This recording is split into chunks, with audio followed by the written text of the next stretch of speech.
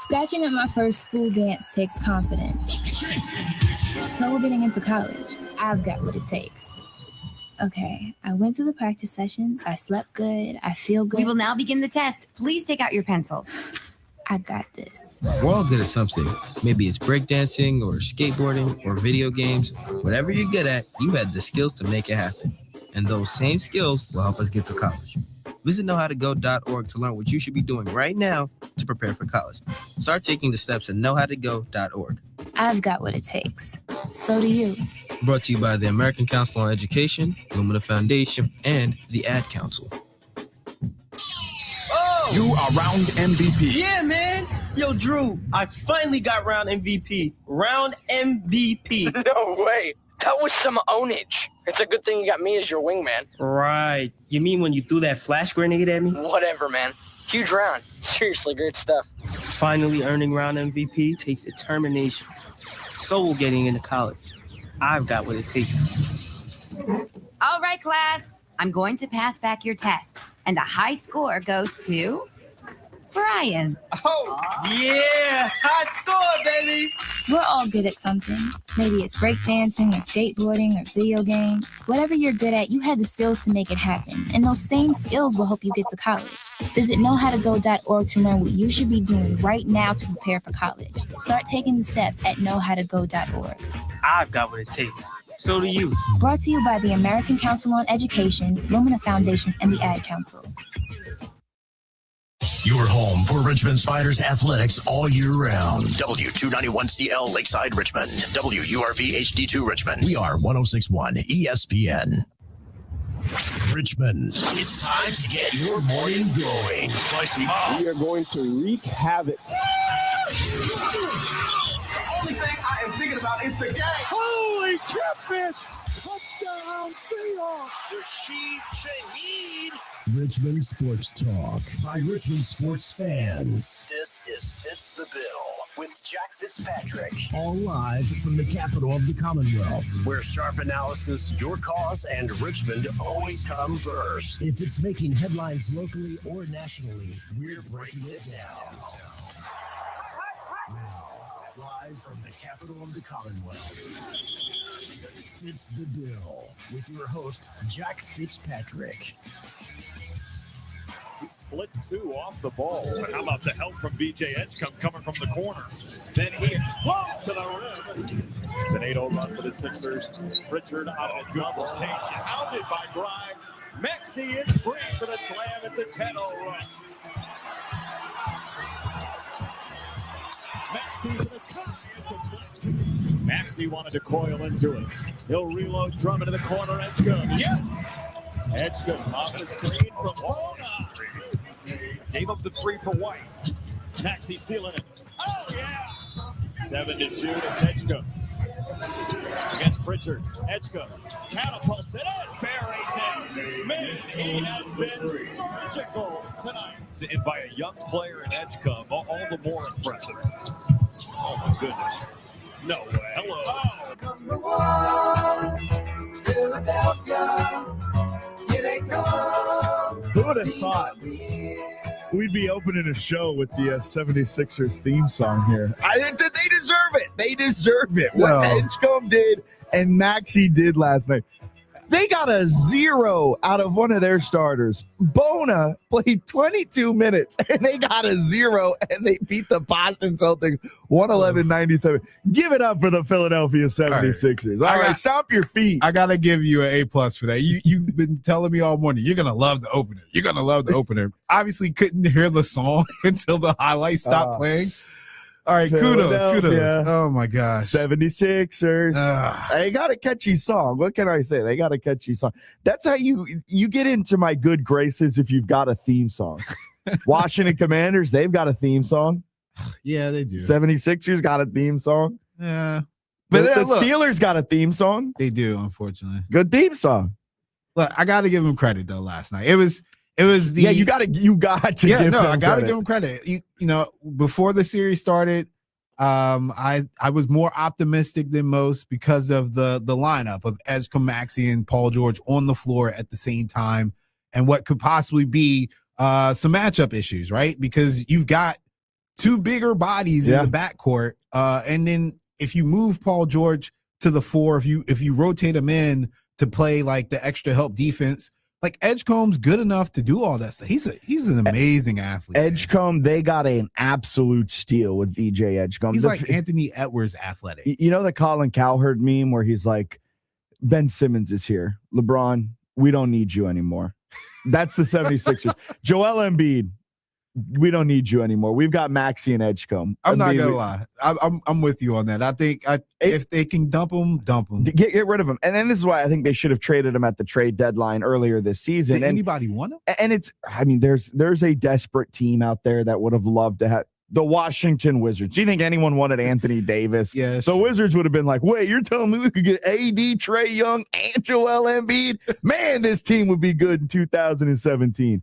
But like, the 76ers are set with Maxey, Edgecombe. They've got a very bright future. I still don't think they're winning this series, not to just completely throw water on this immediately, but the fact they went into Boston last night, they stole a game. They didn't just steal it. They won it pretty handedly, 111-97. They trailed after the first quarter, but that second quarter was magnificent from the 76ers. A 9-2 run to finish out the first quarter. Then it was a swing from 13 with 3:20 to go down to 3.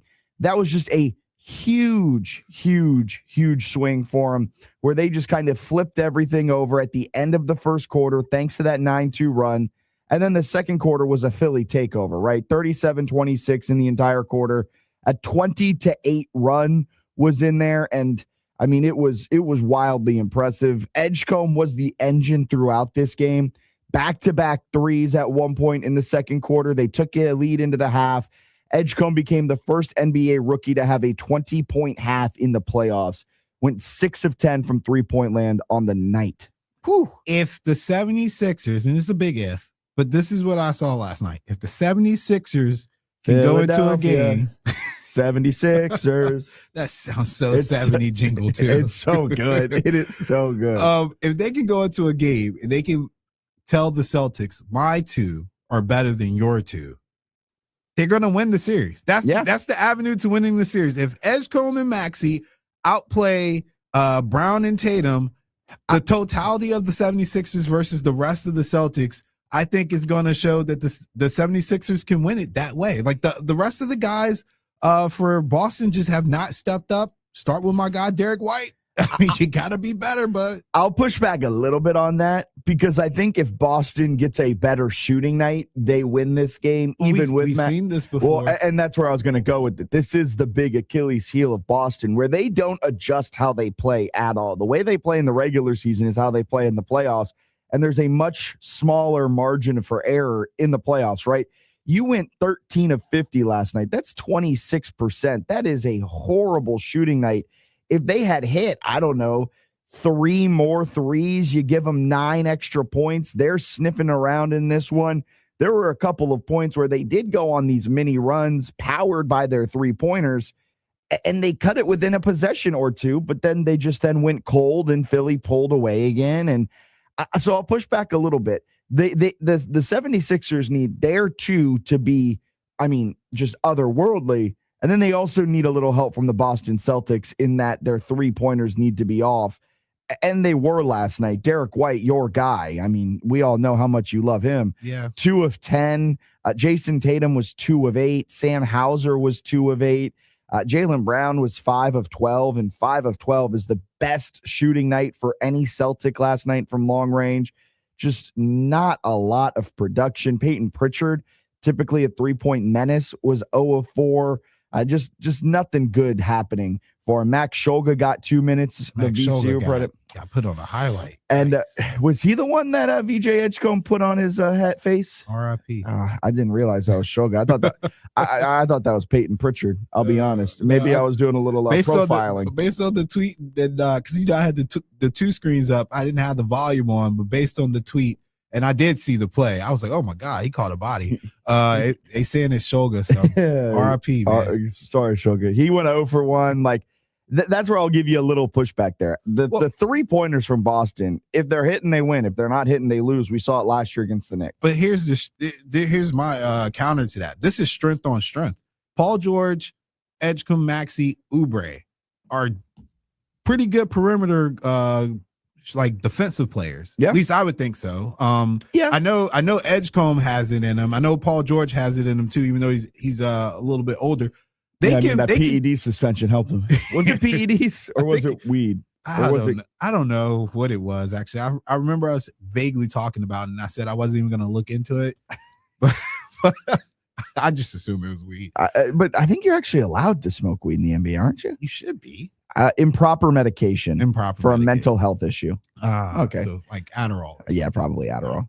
So like Maxey, Edgecombe, Paul George, like this lineup with Oubre too has the versatility to continue to be pests, to continue to force difficult shots. And it wasn't that the Celtics necessarily shot poorly. There was some good defense, man. Like they were in their little comfort zone when it comes to shooting. That kind of energy for the 76ers will always translate to points because of how these guys play. So you miss it, you brick a shot with this lineup, they're down the floor. Maxey, Edgecombe, they're running. So it to me still favor, like if there's an avenue to victory, it's to play like you did last night. Obviously, Edgecombe's not going to shoot 60% again, but to play with that kind of energy on defense and transition to offense off the rebounds and stuff. You got to have the energy if you're going to be the 76ers. I mean, you saw it too. Whenever there was a lazy pass made, Peyton Pritchard at one point in the game tried to make a pass back to the top of the key from the left wing. And what did Tyrese Maxey do?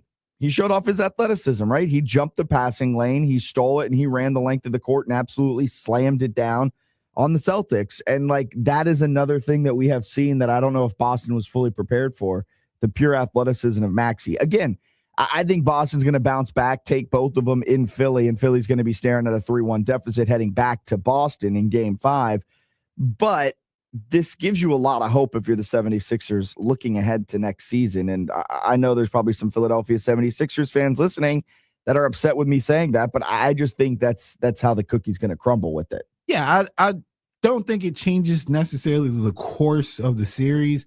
I still expect Boston to win this, but we have seen this before. Yeah, and recently, actually. We saw it last year with the Knicks, right? Like year. All of a sudden you've got 2 games where you're shooting sub 27% from 3, sub 30%. But the volume doesn't change on your attempts. And the volume does not change. Like, sure, you may be shooting 28%, but most teams, especially in the playoffs, who have Jaylen Brown and Jason Tatum, although Jason Tatum had a pretty bad game, or not bad game, but he was off last night.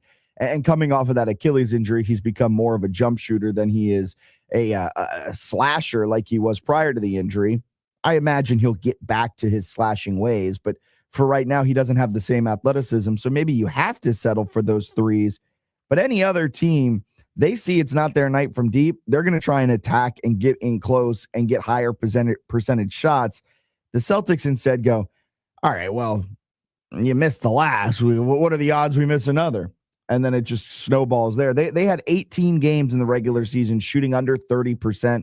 They had a losing record in those. They went 7-11.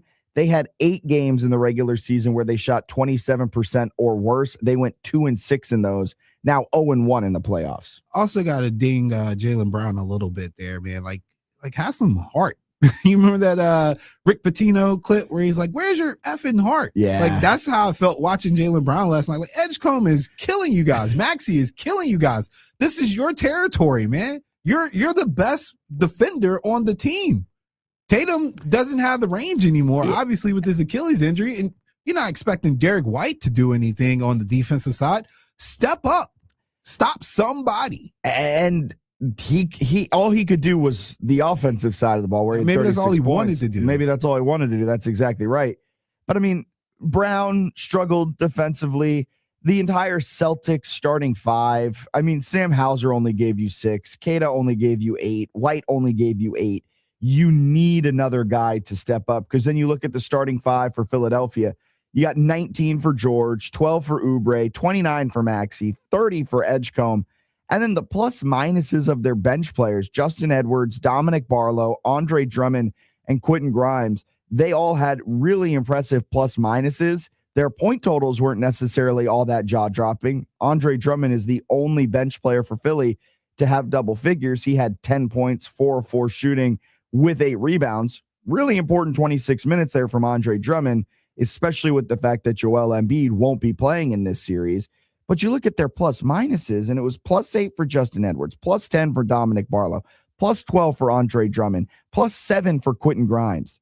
That's impressive numbers for your bench. That means there was absolutely no drop-off when you went from your starting 5 to your bench players. And that is going to be the key to this series, in my view, more so than how good are Maxey and Edgecombe. You're going to still need them to be great, but you're also going to need your bench to give you minutes like that on a night-in, night-out basis if you are the 76ers and if you are in the hopes of pulling off this crazy upset. Classic quality over quantity. That's what we saw last night. And, yeah. And if the 76ers win 3 games in this series, I am shipping Embiid before we get to the draft. Like, he's out of there. Like, I'm already 70%. I'm trading I know now. most people have been on the trade him now bandwagon.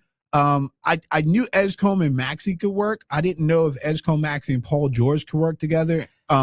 Seeing that they are, I don't know, man. If I can get productive minutes out of a Drummond, then why don't we just find us a big like that we can put in our starting 5? I'm trading Joel Embiid. I'm moving off of Paul George this offseason. That opens up a lot of space. You can get underneath the luxury tax, opens you up for maybe going out and getting a better free agent big, maybe not a star big, but you can get a starter level big man in free agency. Maybe you can trade Joel Embiid for some draft capital, but the way the NBA works, they love trading draft capital for 2035, not 2026. So that may help you down the road. But like, I'm moving off of Paul George and Joel Embiid.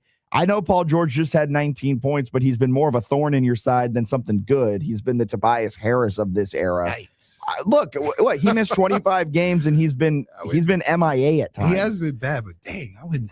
Tobias Harris, big contract, underperforming. You're right. There you go. I know he had 19 points. I'm not going to be a prisoner of the moment with Paul George. I'm saying Maxey, Edgecombe, they got this. They're going to be your future. Build around them. Oubre's a little long in the tooth. I don't even know if he's under contract for next year. Move around Maxey and Edgecombe. Last night was the proof in the pudding that you needed, that you can win games. You can win games against great teams with those two leading the way. Now you got to find the necessary pieces around it. That starts with moving off of Joel. That starts with moving off of Paul George, and then using that extra space to craft the right moves around him. You keep a nutty guy like Oubre just in case. Yeah, that's that dude. He's got a little edge to him. I remember when he was in Charlotte, and I was like, this guy. But he's not afraid. That's why I like him. You stick him in any lineup, he's gonna play his game. Yeah. And, he is. He's not afraid. For better, sometimes for worse. For better or worse. I mean, last night he took 6 threes. All right. I like the leadership I'm seeing from Maxey in this series, which also makes me think that we can move on from Embiid because, there's really nothing that you can say to the 76er fan base at this point that probably changes their mind about him, right? He's not available. We're seeing success with our draft pick from last year and the young guys. It's time to transition the team to Maxey's team, which shout out to Bruce who told us that probably day one. Yeah. Like it's Maxey's team. And it looks like it is. He did.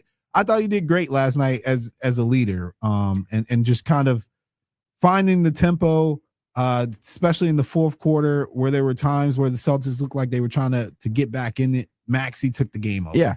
And shout out to us too, right? If we go back to draft night, I remember the next show we had here on Fitz the Bill, I believe we both were saying this was a great pick by the 76ers. I love that. We both were like, this is a highly athletic dude. Maybe he won't be ready to go immediately, but he'll blossom into one of the top players in this year's draft. I am blown away by how good VJ Edgecombe has been this season. I mean, he did something last night that we haven't seen since Tim Duncan in 1998, getting a 30-point, 10-rebound performance. First time a rookie's done that since Duncan in 1998.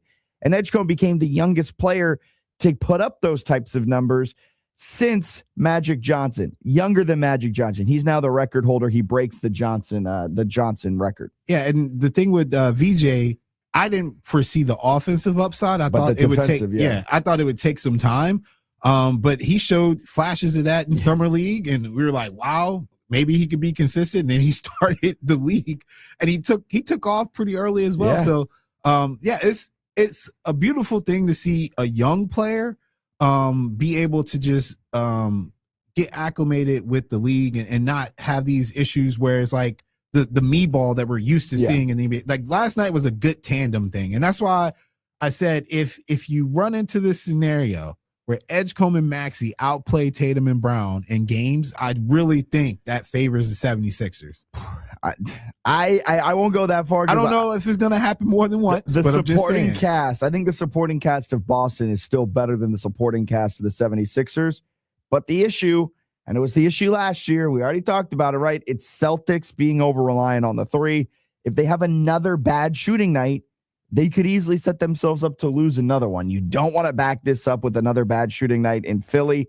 If that happens, throw it out the window. We don't know what's going to happen. Like, hey, Joel, Maxey and Edgecombe are here. We're good.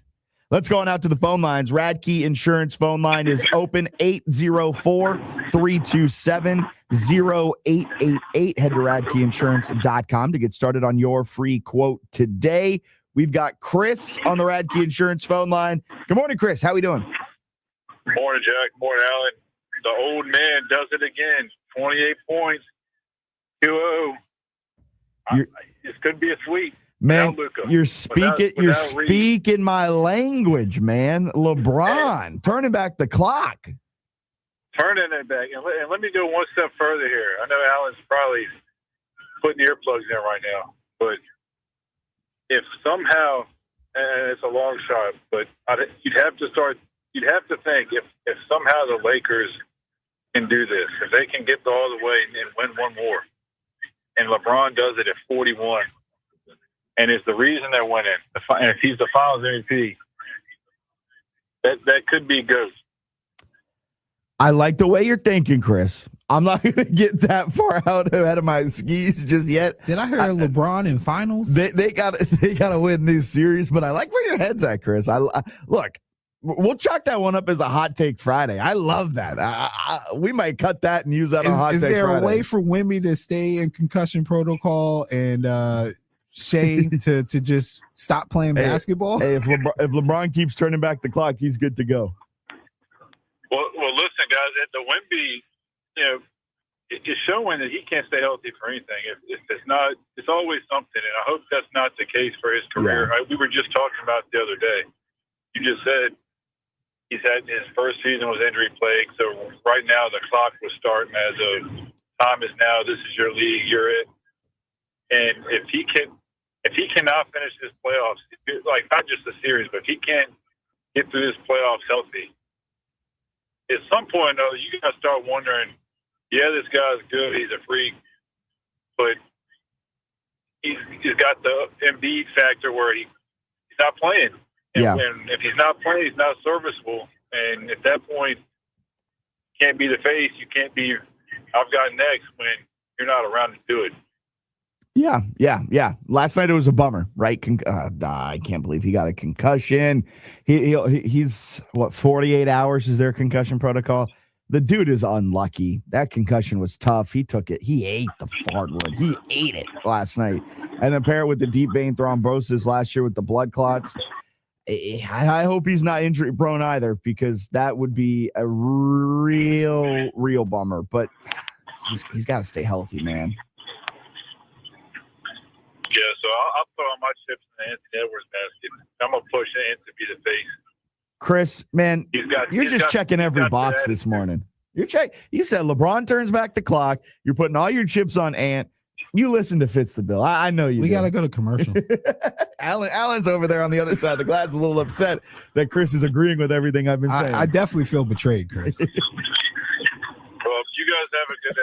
I didn't mean to upset Allen already, but no, Chris, I love it. Appreciate you calling in. Have a great rest of your Wednesday. We'll both be enjoying LeBron turning back the clock. Chris is checking every box. LeBron James, Philadelphia, 76ers. A day of songs. Yeah, but Anthony Edwards too. Put all your chips on him too. I'm going all my chips on red. I feel like Anthony Edwards would be a guy who plays red in roulette. I feel like we do this every year now. It's like we put all our chips in Ant. We put all our chips in the OKC Thunder. We put all our chips in Joker. But yeah, somebody needs to take the reins because there's about to be a regime change, right? Yes. LeBron's gone at some point. Durant's going to be gone. Curry's going to be gone. And we've been talking about this for probably 3 years. Who's next? Somebody's got to take it. I think it's Anthony Edwards. I think it is Anthony. He's got to win then. He's got to win. He's also got to clean up some of his off the court stuff. What has he got? Like 82 baby mamas? Something like that? Ask Durant. He's the one that trolls him on it. Durant's probably DMing all of them at the same time, talking about how Şengün's not a good player. That's why the Rockets are down 2-0 in there. Şengün kept him in the game. Exactly right. KD didn't. KD had 9 turnovers. We'll talk about that coming up next right here on Fitz the Bill on this Wednesday morning. Stop by Parlay Bar and Lounge, the preeminent sports bar in the Mid-Atlantic, next door to Grabo Sports Cards and Scott's Edition. For lunch, happy hour, dinner, or for the electric experience of watching your favorite team play, we run trivia on Wednesday nights, live music every Friday, and we have unique, interesting programming such as live wrestling, pro boxing, or one of our legendary parking lot parties. Learn more about our lunch club and our daily food specials at parlayrva.com.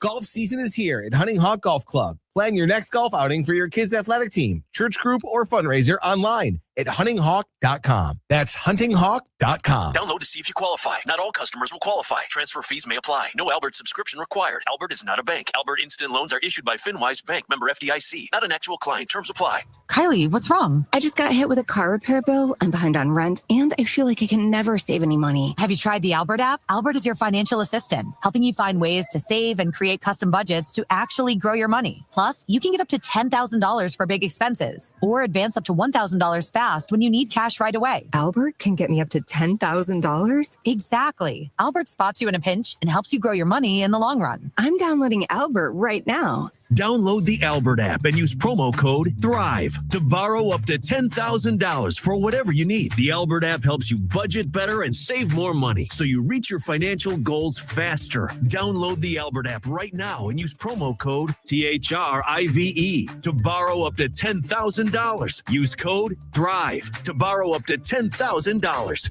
Bonaire Shell is family owned and operated and has been serving the Richmond community for over 20 years. At Bonaire Shell, you'll find old school service with modern day technology, and our certified technicians will get you back on the road in no time. Stop by for a quick fill up, shop for new tires, ask us about a check engine light, or let us help with any of your auto service needs. Find us at 8762 Huguenot Road near the historic Bonaire section of Southside and online at bonaireshell.com. Weather reports on 106.1 ESPN Richmond, brought to you by Herman Allen Plumbing, Heating, and Cooling, a premier Lennox dealer. Online at hermanallenplumbing.com. Breaking news for your home. Wayday.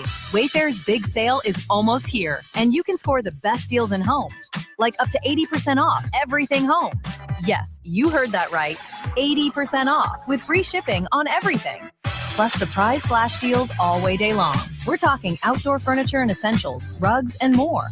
All at Wayfair, and all up to 80% off during Wayday. Shop Wayfair's Wayday from April 25th through 27th. Wayfair, every style, every home. Spring cleaning isn't just for your house, it's for your life. If your job is getting old, it's time to clear the clutter and spring into IT. Go to My Computer Career. My Computer Career helped me get the skills and certifications I needed to start a new life as an IT professional in months, not years. Earn the certifications that top employers are looking for right now. Visit mycomputercareer.edu and take the free career evaluation to see if it's time to spring into IT. Financial aid is available to those who qualify, including VA benefits. 106.1 ESPN traffic. Expect some delays heading north on 295 between Knuckles Road and 64 West End. Taking a look at 64 westbound, we are seeing some backup between Mechanicsville Turnpike and 95. I'd expect delays heading north on 95 between the 64 merge and Bryant Park interchange. Coming up on the Wednesday edition of the Sports Huddle, we get closer to the NFL Draft on Thursday. We also recap the NBA and NHL playoffs, as well as the official closing of the transfer portal 4 until 6 here on 106.1 ESPN. Did you know that you can find the best radio station on your dial in HD? Well, you can. Catch us on your HD dial at 103.7 HD2. Just another place to find your home for sports in the capital city. ESPN Richmond.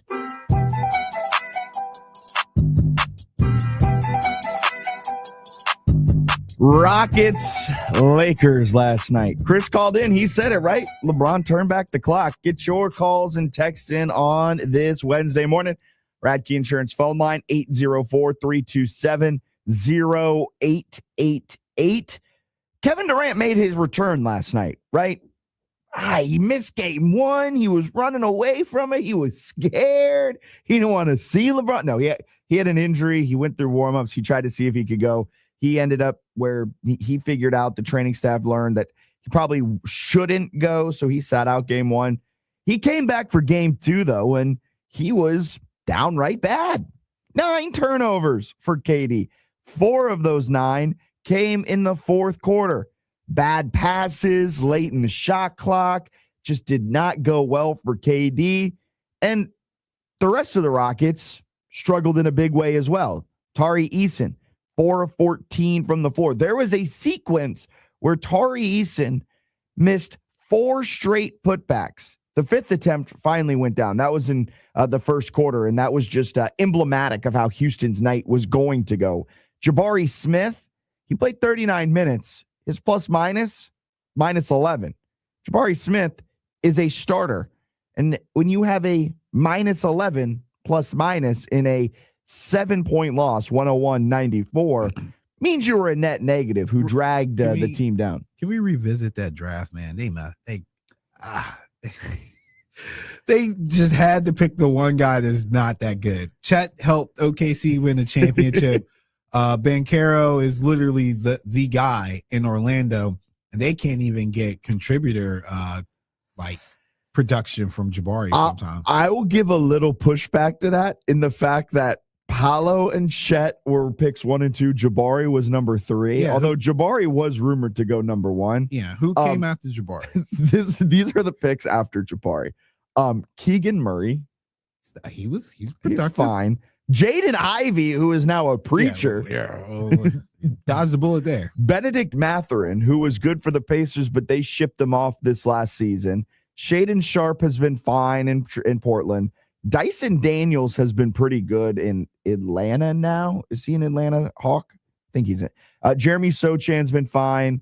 Johnny Davis for the Washington Wizards. Ousmane Dieng, who is no longer with the Knicks. Jalen Williams, J-Dub, Jalen Duren, your guy. Yeah. So that's a good pick. Ochai Agbaji from Kansas. I forgot Ajabe, whatever. He's no longer with the Cavs. Mark Williams, he's been fine. Tari Eason, Christian Brown, Walker Kessler. There was at least 3 or 4 names in there I feel like could have helped the Rockets. Obviously, they're not going to pick them. They're not going to pick him at the 3rd spot. Now, if we went back and we redrafted it, I think it would look completely different. You'd probably have Chet go 1, Paolo go 2, and then at number 3, you'd either have Jalen Williams or Duren from Detroit. But that's the help that the Rockets get in this game, right? They got punched in the mouth between the end of the first quarter and the open of the second one. The Lakers went on a 17-7 run to finish out the first quarter. Then LeBron went nuclear to start the second, hitting back-to-back threes, pushed the lead up to 39-26. Lakers ballooned it up to 18 at one point. Now, Houston did go on a bit of a run, 22-10 in the back half of the second quarter. They pulled it within 3. Durant started to find a rhythm. Tari Eason decided to join the game. Rockets look like a different team, right? But then the buzzer sounded. They went into the locker room. They came out of the halftime break. And what did the Rockets forget? All that momentum from the first half. You know what happened? Şengün and I think Eason ticked off LeBron. Oh, yeah, they did. I completely forgot about that. What did we learn? I feel like Lance Stevenson taught us this years ago. Don't make LeBron mad. Desmond Bane should have taught him. If you haven't seen the clip, there's a clip of Desmond Bane talking trash to LeBron. He was on the Grizzlies at the time, and LeBron takes the ball inbounds, runs down the court, and just dunks all over their big, and then looks at Bane and says, "That's your fault." So yes, leave LeBron alone. I will give him that. Don't make him mad. And they made him mad. They made him mad, and he decided to turn back the clock. And oh, by the way, Marcus Smart decided to have a wonderful game. He went 8 of 13 from the floor, 5 of 7 from 3. Shit, I saw production from Big Rui, man. Rui had 13. Remember what I said after game 1? There's no way you get a performance like that from Luke Kennard again. Yeah, that's 23 points. Luke Kennard. Who's the other guy that they had that everybody keeps talking about coming back? I forgot his name. All I know is Luke Kennard. Luke Kennard might be the second best player in this series behind LeBron.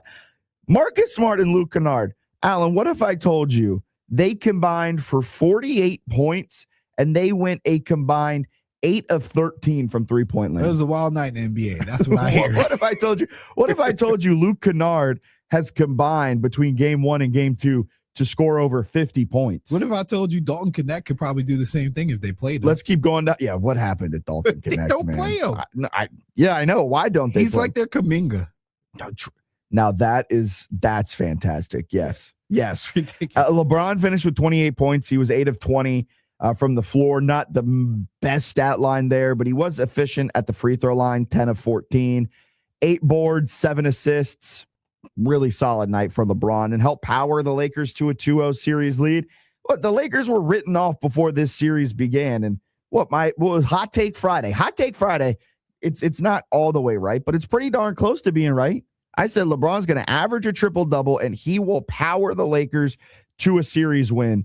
They're starting to get the brooms ready. They're going to Houston with all of the momentum in the world, and their star player, Luke Kennard, is having a wonderful start to this series. Yeah, I need some prayer. I need some prayer for Kevin Durant and the Rockets. Not looking good. Not having a true point guard has really hurt them. Yes, all season long. And it was something we pointed out at the start of the year. Like, we pointed it out. I think a lot of talking heads pointed it out where it was like, who's going to step up and be their point guard? They had an early season loss to the Denver Nuggets, and the biggest reason they lost that game was because their quote-unquote point guard had like 10 turnovers, and they just could not facilitate the ball. The injury to Fred VanVleet to start the year in the preseason, maybe the most impactful injury, dare I say, in the NBA. Because if he's in there, I think the Rockets are probably a top 4 seed, maybe even a top 3 seed, because when they were on this year, they looked good. But now they just are all mad about DMs. KD can't find a rhythm. KD's turning the ball over 4 times in the fourth, 9 in total. They had 23 turnovers as a team, 15 turnovers as a team. 15 turnovers as a team is still a whole heck of a lot for an NBA team. Just no continuity there. I can tell that these games feature old men because the pace was really slow. It was really slow. At one point, I looked at the score and I was like, "It's the third quarter." These are first half scores. 107-98 was game 1 win for the Lakers. 101-94 game 2. Yeah. In order for the Rockets to win this, man, they got to get that pace up to where they can get like 110 or something like that. I know that doesn't sound like a lot, but if you remember last year with the Pacers, if they could get over a certain amount of points, they literally never lost. Yeah. Pace is very important. It's something that we don't talk about enough. But I think when you look at teams in these series who are at a disadvantage that you expect to lose, when they keep the pace down, they win. Yeah, if the game's ugly, they win. Because then it narrows down the amount of opportunities there are, and they can control the variables a little bit more. The other crazy thing about this game, the Lakers were outshot 17. The Rockets had 17 more field goal attempts than the Lakers did, and they lost by 7. Like that's something you don't see every day. That's insane stuff. The turnover you mentioned with Durant it was definitely chemistry related. It's weird. It's like there were times where he expected guys to make a cut, he'd throw it or anticipate they were cutting and then they were not moving. And then there was several times where the spacing was off. Durant and the Rockets had a similar set of sequences like the Knicks, whereas like the feature player is Kevin Durant. They're running 2 guys at Kevin Durant. Yeah. Kevin Durant gives up the ball, but Durant's not working to get the ball back, and people are not working to help him get the ball back. Similar to Brunson, although Brunson's not basically 7 foot, but like he gives up the ball because that's what you're supposed to do. That's smart. Yeah, but he's not working to get the ball back, and you're not helping him. Like if Steph Curry gives the ball up. He's running there's laps. 15 screens. Yes. Yeah, he's got you sprinting. He's going sprint. Yeah. And then that's what made him great, right? Like that's what made him Steph Curry. Yeah. KD looks like he's checked out of this series. And I hate saying that, but it looks like he just got here. I know. And he's ready to go Cancun. He's gotten 1, 2. You need 3, 4 to go to Cancun, right? He's counting them up like infinity stones. So 1, 2. All right, I just need 2 more. I'm going down to Cancun, enjoying myself the rest of this offseason. Where can he go now? Does he go back east? I mean, I know he's supposed to stay in Houston. He's under contract. He'll stay in Houston. But if you're KD, you want to get to the Eastern Conference. He was just out there. Get them Not too there. long ago. What? Oh yeah, with the Brooklyn Nets. I forget about the Nets era, man. One big toe away from winning a championship with the Brooklyn Nets. What a ride. What a time. We got a text in. Bruce said, you guys are on point. NBA action is fantastic. And of course, I knew this was coming. Clear the runway for the 76ers. On that note, we'll get a break in. News or Snooze is coming up on the other side right here on 106.1 ESPN Richmond. This golf pro tip is brought to you by the professionals at Queenfield Golf Club. If you haven't been active this winter, ease back into your golf game by hitting a bucket of balls on the driving range and make sure to stretch before playing. Most golf injuries occur in the spring when it's a warm day and golfers try to jump into a full swing.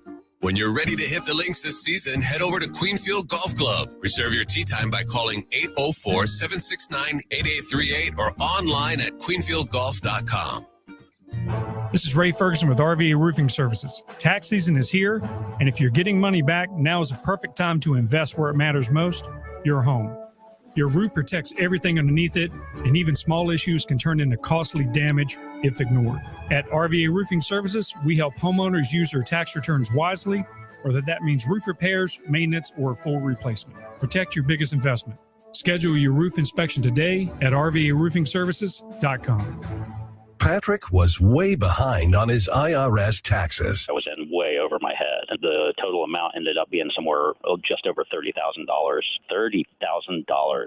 Then the IRS came to collect. Started getting letter after letter. A lien had been filed against me. They were going to basically hang me completely out to dry. He had to do something. That's when I reached out to Optima Tax Relief. Patrick's life quickly got a lot easier. It was very easy, pretty much hands off. They picked up the ball and ran with it. And how'd it go? I couldn't believe it. I had to ask 2 or 3 times. I saved an incredible amount of money. How does Patrick feel about Optima? Couldn't be happier. They definitely helped me. Optima Tax Relief, the best place to call. They're the best in the business. Do what Patrick did and call Optima Tax Relief for a free consultation. Call 800-343-6460. 800-343-6460. 800-343-6460. Optima Tax Relief.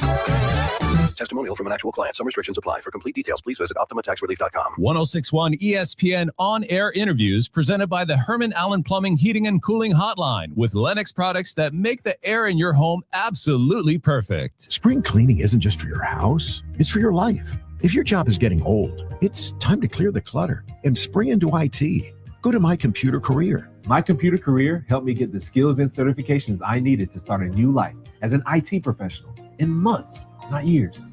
Earn the certifications the top employers are looking for right now. Visit mycomputercareer.edu and take the free career evaluation to see if it's time to spring into IT. Financial aid is available to those who qualify, including VA benefits.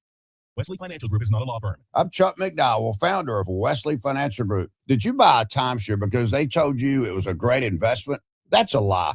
Most timeshares can be bought online for $1. To find out what your timeshare is worth and to cancel it, call us today and we'll send you our timeshare exit kit free with all your options for cancellation. Call Wesley for your free exit info guide. 800-296-6868. That's 800-296-6868. If you want to talk Braves baseball, Here comes some late night dynamite here at Truist Park. there's only one place in town to turn for all the action. 106.1 ESPN, bringing you nonstop Braves action all season long. High in the air, deep to left field. That's a long gone daddy. Presented by our friends at Park and Go. 106.1 ESPN weather. We're expecting mostly clear skies this morning with some scattered showers early in the afternoon. with highs reaching 76 degrees this afternoon. Temperatures will be dropping tonight with a low of 51 and warmer temperatures on the horizon tomorrow with a high of 85. This is Joe Simpson with the Atlanta Braves, and when I'm on my road trip to D.C. and Baltimore, I always tune in to 106.1 ESPN Richmond for all my sports news. They've got you covered. News. Extra, extra, read all about it. Or snooze. My least favorite segment today, news or snooze. Man, we got 3 good headlines. No, we don't have 3 good headlines. One of them sad, actually. Yes, it's awful. I got an extra one for you at the end of it. Okay. The saddest news of all, Billy Donovan leads Bulls amid sweeping changes. Man, isn't this one a bummer, snooze? Yeah, it's definitely a bummer. You know who it's a bummer for? UNC. Yeah. They're sitting there like, wait a second. He's been out again. He's been so far out. Well, they hired Malone, so I guess that doesn't matter. He was out for a long time too, but I don't think Billy Donovan's looking to come back to college basketball. Someone had a very funny breakdown. Vince Wolfram actually had it, a friend of the program. He was like, now here's a conspiracy theory. Todd Golden gets hired. Steve Kerr retires. Todd Golden gets hired by the Warriors. Billy Donovan gets hired to go coach back to Florida. And John Shire gets hired by the Bulls. I don't know why John Shire was thrown in there, He's but from I like Chicago. Oh, that's right. Yeah, I love that. I don't think he wants to go to the NBA either. I think so. I think we're seeing a trend right now of a lot of NBA guys going into college because the NBA, they've had to deal with contracts and player personalities and things like that. And you're starting to have to see that in the college game. I think we're going to start seeing college coaches go to the NBA because it's easier in the NBA. Like, it's not a 24/7 all the time type of job. That is true. Like, Dusty May won the national championship. Mary Washington won the national championship. And what were they doing? What was Dusty May doing that night after winning the national championship? He was in the portal looking at who was available. Yeah, he's probably negotiating. He started negotiating, and they were starting doing Zooms. That is a good angle where, like, every single season you're restarting in a lot of these programs, but in the NBA, you at least get like a 3-4 year window. Yeah. Most of the time. So if I'm John Shire and things, I don't think it's that hard for Duke, though. Yeah, that's true. But which is why I was scratching my head at the reports in the first place of Billy Donovan wanting to go back to the college ranks. That seems like a much more difficult job for equal, if not less money than what he was making in Chicago. But he decided to step down as the organization's just going under huge changes. Although what they paid $7.5 million. Yeah, that's pretty good. Trailblazers, though, reportedly only want to pay upwards of they wanted Mike Malone. Guess what they reportedly offered him? The Trailblazers owner, we haven't talked about it yet. $4 million. But he's an idiot. He's an absolute idiot. He's going to ruin that franchise and probably take them out of Portland if he can. Look, but they need to figure out a way to get him out of there. He is awful. Funny you mentioned that, because another thing coming up at the end of today's show, it's all about Tom Dundon. It's all about cheap owners. So just keep it locked. It is awful. Number 2, Steelers still giving Rodgers space as draft loom. This is newsworthy. Extra, read all about it. And speaking of bad ownership, the Steelers. Never thought I'd say those words in the same sentence. I don't think you can. I can't, because the Steelers, the once proud Pittsburgh Steelers, are currently bending the knee to a quarterback who was bad last year. Whoa. Not just any quarterback. He's got a Super Bowl. It was about 20 years ago, but he's got a Super Bowl. Okay. Yep. You're right. He one of the best quarterbacks, one of the most talented quarterbacks of his era. Lots of MVPs to show for it, but not a lot of team success. Now, why is that? I just can't believe the Pittsburgh Steelers are bending. The Steelers were supposed to, they said, we'll have an answer before the draft. Then they said, we're giving Aaron Rodgers the deadline of the week before the draft. And now the draft is tomorrow, and the Pittsburgh Steelers are like, how you can give him some space? Well, we'll do whatever he wants. They've started voluntary mini camps and voluntary off-season workouts. Will Howard is being treated as the quarterback 1. Ty Simpson is in play for the Pittsburgh Steelers in the first round. Should be fun. Number 3, sad news. Literally sad. Wemby concussed on hard fall in Spurs game 2 loss. Yeah, this is extremely newsworthy. Wemby, no. That was me last night. Wemby, no. Blood clots last year. No. What looked to be a bad concussion. I just saw a different angle of the concussion. He hits his head real hard on the hardwood. He eats some of the hardwood, and he's what looks to be knocked out cold for maybe 10 seconds. It's the Derrick Rose meme all over again. I'm Simba, and I'm pushing Wemby. Get up. It's tough. Up. It's tough. Like, man, I will say, though, shout out to Portland, because Portland did come out on the front foot in that game last night and took it to San Antonio. Now, Wemby only did play 12 minutes, and when Wemby left, the game was 34-32, and the advantage was with San Antonio as they had clawed back from a 22-4 deficit. But, man, there's not a lot of words for that. Robert Williams did a putback dunk over the big. Yeah, the backup. for the Spurs. Would have never happened with Wemby. No. Would have never happened with Wemby. And I mean, there were a couple of late runs from San Antonio. There was a fourth quarter run from San Antonio, 14-0 run from about the 10-minute mark to just past the 8-minute mark. The game was close. Fox hit a layup, made a free throw, made it a 3-point play. They ended up stretching their lead out to 93-79. And then what did Portland do? They went on a 15-2 comeback run. They ended up outscoring San Antonio 24-8 over the final 8 minutes. You know what would have not happened if Wemby was out there? That.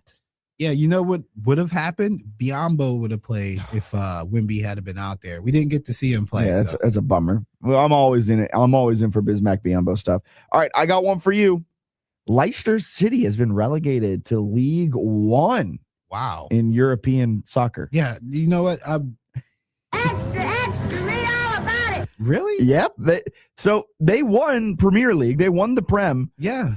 A decade ago. And they were like the hottest story then. Yep. And last year, they got relegated out of the Prem into the Championship. Yeah. And then this year, they finished 23rd in the Championship, and they have been relegated to League One.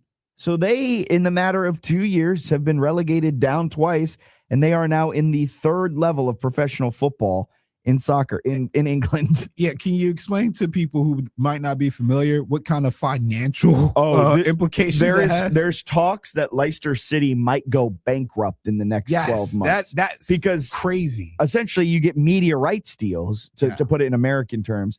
You have your Prem League, you have the Premier League media rights deals. Which is a Big Ten plan. Yeah, exactly. You're getting Big Ten money. They are now getting Flow Sports money. I'm glad our mind went to the same place. It's Flow Sports. But they are still operating under the Big Ten budget. Yeah. And so, like, they just built an 85 million pound, like pounds is in the monetary value, whatever that equates to in American dollars, new training facility, everything like that, because they were looking to capitalize on the success of winning the Prem a decade ago. Then they went through some bad years. Then it culminated in the worst year, what they thought would be their worst year, in relegation down to the Championship. They were hoping to turn it around within 1 or 2 years, get back to the Prem, get back to that money. But instead, they finished 23rd. They are now going down to League One, and they went from Big Ten money, Big Ten media rights, to Flow Sports. And the talk around social media right now is that there's these things called parachute payments, things like that are geared to try and help them stay afloat.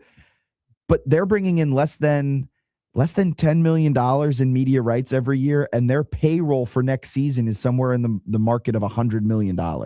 Their payroll, just their payroll. So Leicester, I know we don't talk a lot of soccer, but that was crazy to see yesterday.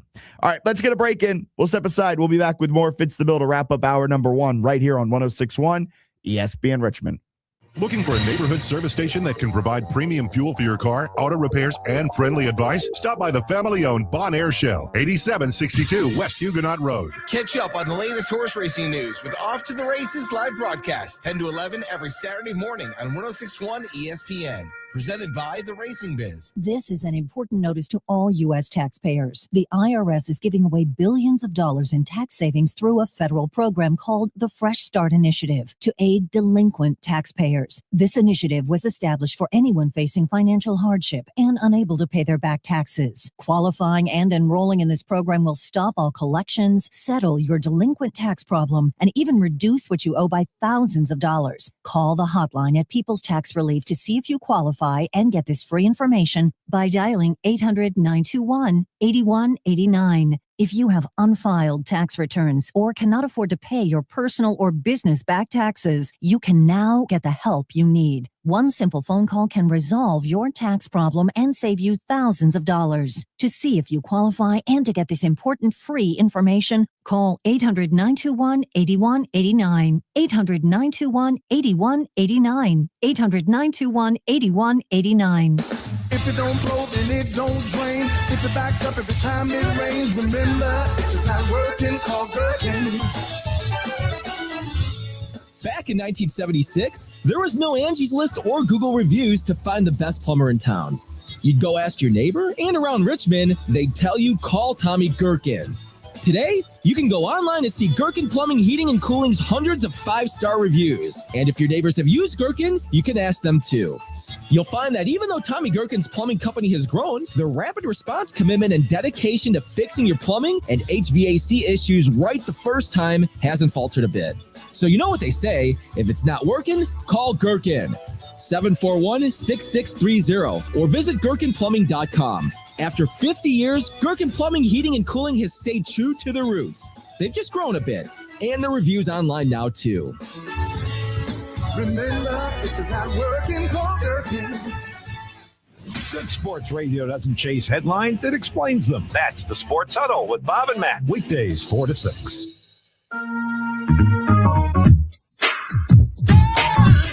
Welcome back into Fitz the Bill. Coming up in hour number 2 around 9:30, Joe DeLeon. He covers college football and the NFL draft for A to Z Sports.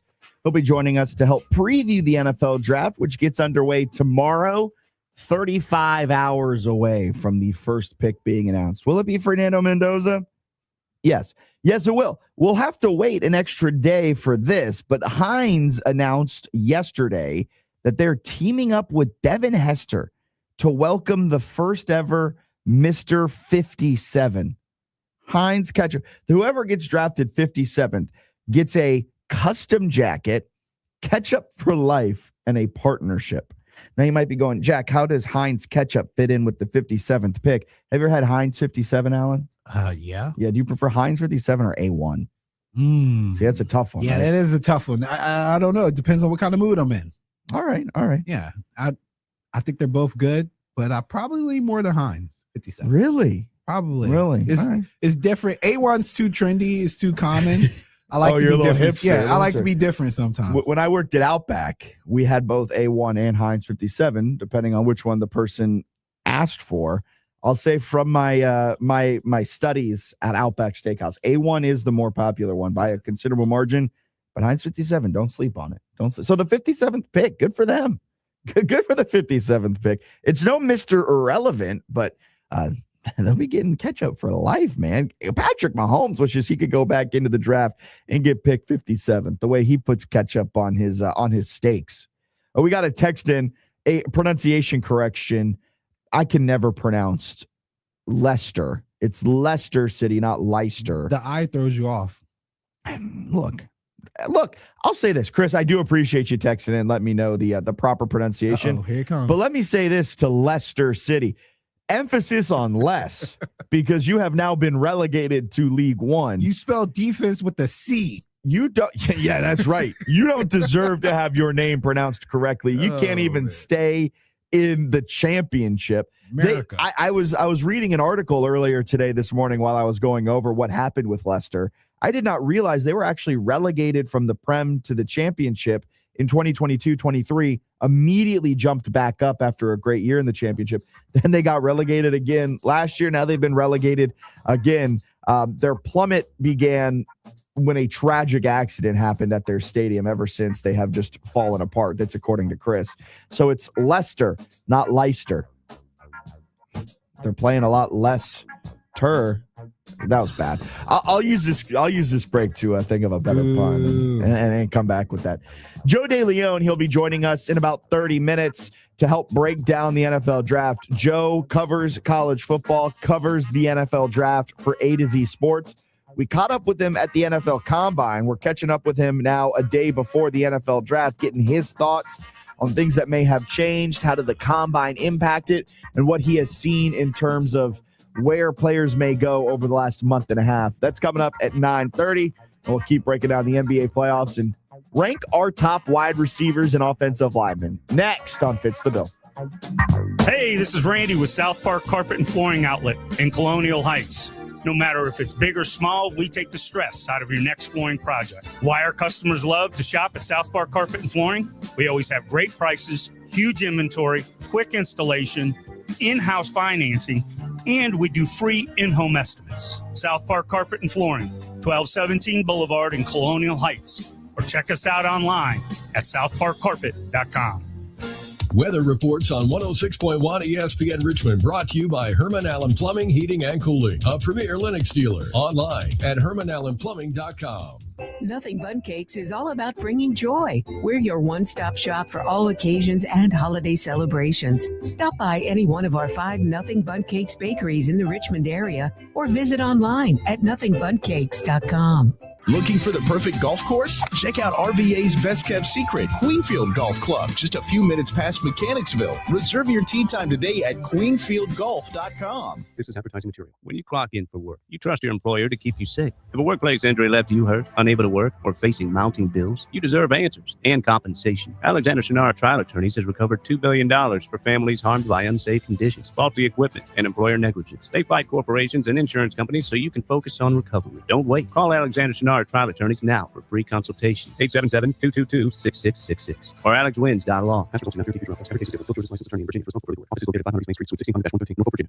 Are you suffering from a sports injury, chronic pain, or something that just plain hurts? Ortho Virginia can help get you on the road to recovery. As the state's largest provider of orthopedic care, Ortho Virginia's team of specialists offers surgical and non-surgical treatment options. With 12 offices conveniently located in the Richmond area, visit orthovirginia.com or call 804-915-1910 to discover why at Ortho Virginia, stronger starts here. Your home for Richmond Spiders athletics all year round. W291CL Lakeside Richmond. WURV HD2 Richmond. We are 106.1 ESPN.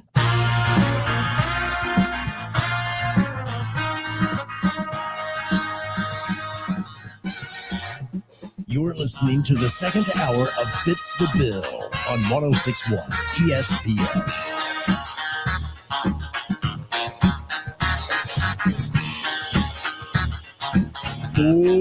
Welcome in hour number 2 of Fitz the Bill on this Wednesday, April 22nd morning. Appreciate you clocking in, getting your day started with us right here, 106.1, the ESPN Richmond app, espnrichmond.com. Also streaming live on Facebook, Twitter, and YouTube. If you want to watch the stream live, just type in ESPN Richmond. We'll pop right on up and you can watch. And then you, of course, can be part of the show by liking, commenting, subscribing, or calling or texting into the Radkey Insurance phone line. Head to radkeyinsurance.com to get started on your free quote today. And that's where we begin hour number 2. We've got Bruce on line 1. Good morning, Bruce. How are we doing? Good morning, Fitz. Good morning, Alan. So I'm going to go back a ways, guys, and I'm going to start with the comics first. So this is intended to be funny. Don't know if it will be. 1981, the Houston Rockets lost in the finals to the Boston Celtics. And Moses Malone was the star on that Houston Rockets team. Soon after the 4-game sweep, Moses made not the folk comment. He said, I can go back to Petersburg and get 4 guys from the Heights where I grew up at, and we could have beat the Celtics. He said that. I'm paraphrasing the quote, but it was something to that degree. Don't be surprised if y'all heard Kevin Durant say, I can go back to Suitland, Maryland, I can go back to Mitchellville and get 4 guys from Suitland, and we could have beat the Lakers. Don't be surprised. He better say PG County. PG, Suitland, Landover, Mitchellville, all winning the same. I mean, he may need more than 4 guys to beat the Lakers. The way that they're playing right now, he may need to go get the whole population of the PG County. Well, he may say it. So we are dealing, the sad news last evening, of course, the Wemby concussion. So we just have to wait and see how that comes off. Scoop Jackson was in his stuff last night, though, y'all. He was in that bag last night. You can say what you want, but he was in that bag last night. So, Portland won a piece, and we are where we are. But I'm still saying, Spurs in 5.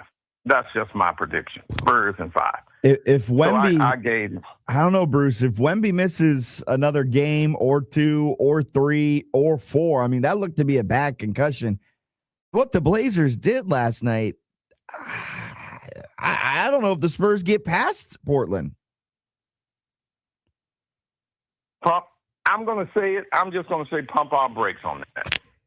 The Spurs is still a better squad, in my opinion. They went small. The dunk that Williams got, I believe, over Vassell or Shim it was over a smaller guy. So they just went small. But Miss Johnson is a sharp coach, man. He'll figure this out. Yeah, he's a great coach. He is a very good coach. They've had a long line of good coaches, and by a long line, I mean it's Popovich into Johnson, but Popovich was there for so long. But he's a good coach. He should be able to figure it out, especially now with an extra day off with the travel going to Portland. But I mean, they've just got to find, because I just don't know who you turn to off of the bench. Do you go ultra small? How do you prepare? How do you adjust with Wemby missing time? Because I expect him 48 hours. The next game's Friday. He likely will miss game 3. And then after that, who knows how his concussion progresses. But there's a real possibility he misses the remainder of the series. And if that's the case, they've got a whole heck of a lot of work to do. Yeah.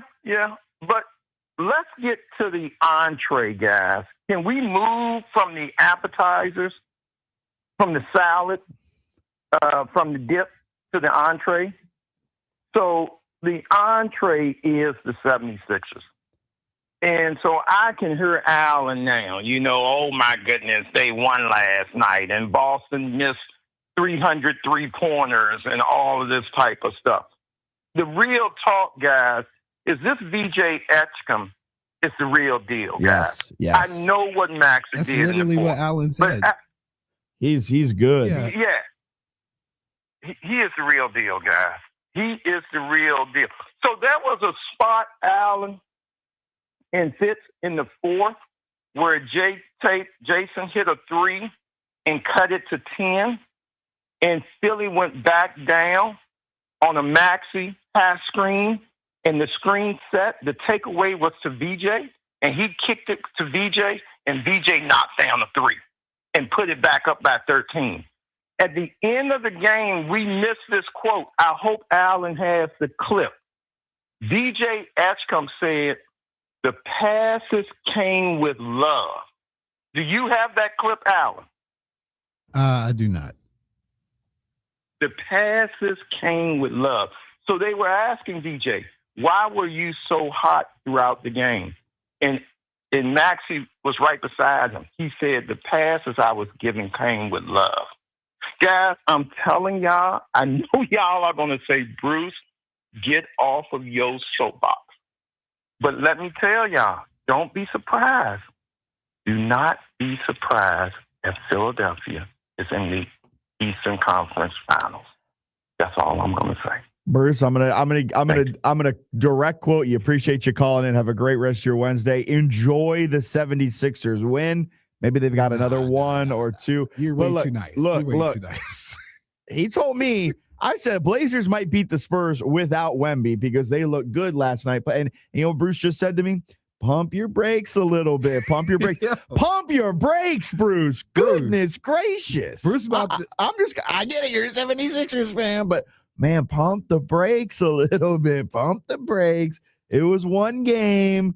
We'll see how it plays out from here because Alan, I will say, you said this, Maxey and Edgecombe. You said if Maxey and Edgecombe can outplay Brown and Tatum on a night in, night out basis, then the 76ers can win a couple of more games and give them a bit of a run for their money. I'm taking it a step further. Maxey and Edgecombe need to combine for 50-plus points for the remainder of their series, and they need to continue having productive minutes from the bench like they did last night. Andre Drummond had himself a really good night. I know Kelly Oubre is in the starting lineup, but you need Kelly Oubre to continue playing like he did. Paul George had a neutral ±0, but you still need those types of minutes from Paul George. Pump your brakes on the 76ers right now. They've got a tall task ahead of them. The only reason they won last night was because Boston shot 26% from three, 13 of 50. That's why they lost. You ever see Showtime at the Apollo? No. So there was a character on there called Sandman. If you were really bad at performing, he'd come run you off stage. Okay. We're about to get Sandman for Bruce, man. We got to run him off the phone. That was crazy, Bruce. I love you to death, but come on, man. I mean, they could very well do the Indiana Pacers thing to the Celtics. Yeah. I can see an avenue for that, but to predict them going all the way to the conference championship or finals and stuff, let's just be happy and take it one game at a time. I'm just gonna say, if he told me to pump the brakes on me saying the Blazers, who are playing now against a Wemby-less Spurs, to pump the brakes on my love for them, I'm gonna tell him to pump the brakes on the old Philadelphia 76ers. That was wild. But I will say, man, oh man, were those guards good. Maxey and Edgecombe last night combined for 59 points, 50% shooting from three-point land. They combined for just 3 turnovers as well. The duo on the other side, Jason Tatum and Jaylen Brown, they combined for 55 points, but they were 33% from three-point land, and they combined for 6 turnovers. Maxey and Edgecombe also combined for 11 assists. So a nice little 11-3 assist to turnover ratio.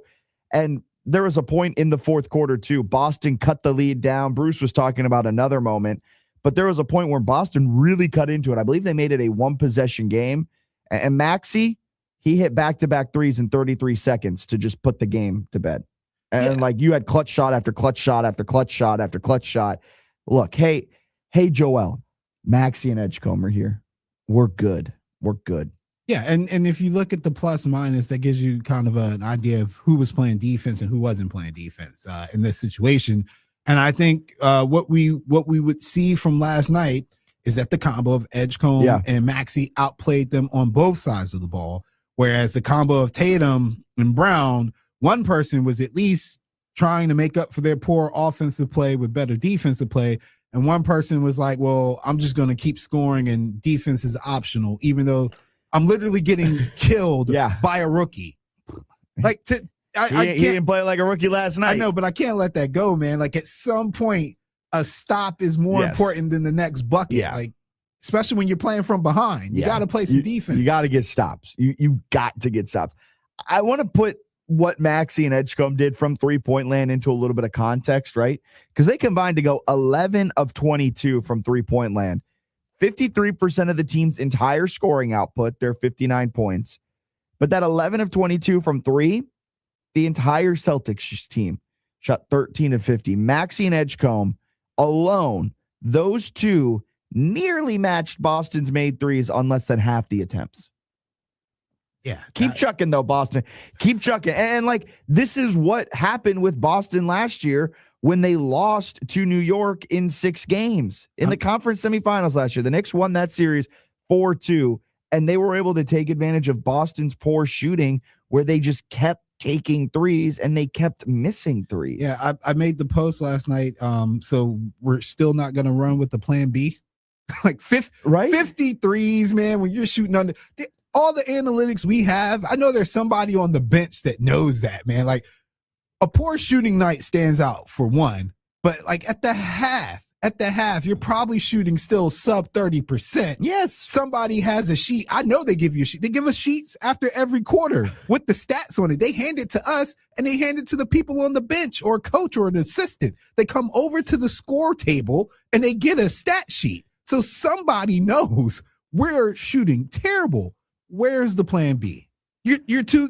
I'll throw this Knicks in there too. The Celtics and Knicks are too freaking good to be blowing games like this. Yeah, and to just be reliant on the three. And it's the pattern, right? Attack. You give away a game too. Whereas you look at the Lakers and LeBron, and you look at the other teams who know how to win, or the players who know how to win, they don't allow people any wiggle room to come back in. Yeah. In a 7-game series, giving up the second home game is so much momentum for the road team going into the next game. It's a bad spot to lose. That's the one game you probably should definitely try to win. That's the worst spot. Because now all of a sudden, all the momentum's with Philly. They're feeling good. Their young backcourt is walking around with their chest puffed out a little bit more. And can't give young guys hope. You can't. No, and because it's going to translate into more success in Philly when they've got the Philly fans behind them cheering them on. And like for Boston, it just feels like we're a broken record. Like, when are you ever going to learn, old man? Yeah. You know, like, when are you ever going to learn that volume 3-point shooting on bad shooting nights is why you have lost over the last 2 years? The reason they have lost in the playoffs is because they have taken a lot of threes and they have missed a lot of threes. They lost in total 5 games in the playoffs last year. So between last year and this year, they have now lost 6 playoff games. They also lost the series to the New York Knicks 4-2 last year, so they didn't get past the conference semifinals. But in all 6 of those losses, the one common denominator, they have really struggled to hit it from long range.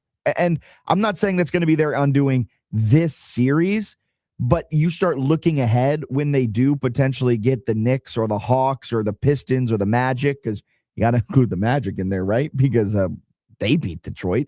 You got Cavs maybe, or even in the Western Conference, right? You got the Thunder, or who knows with the Spurs now with the Wemby injury, which is absolutely heartbreaking. But like whoever makes it out of the Western Conference, they're going to make you pay for that.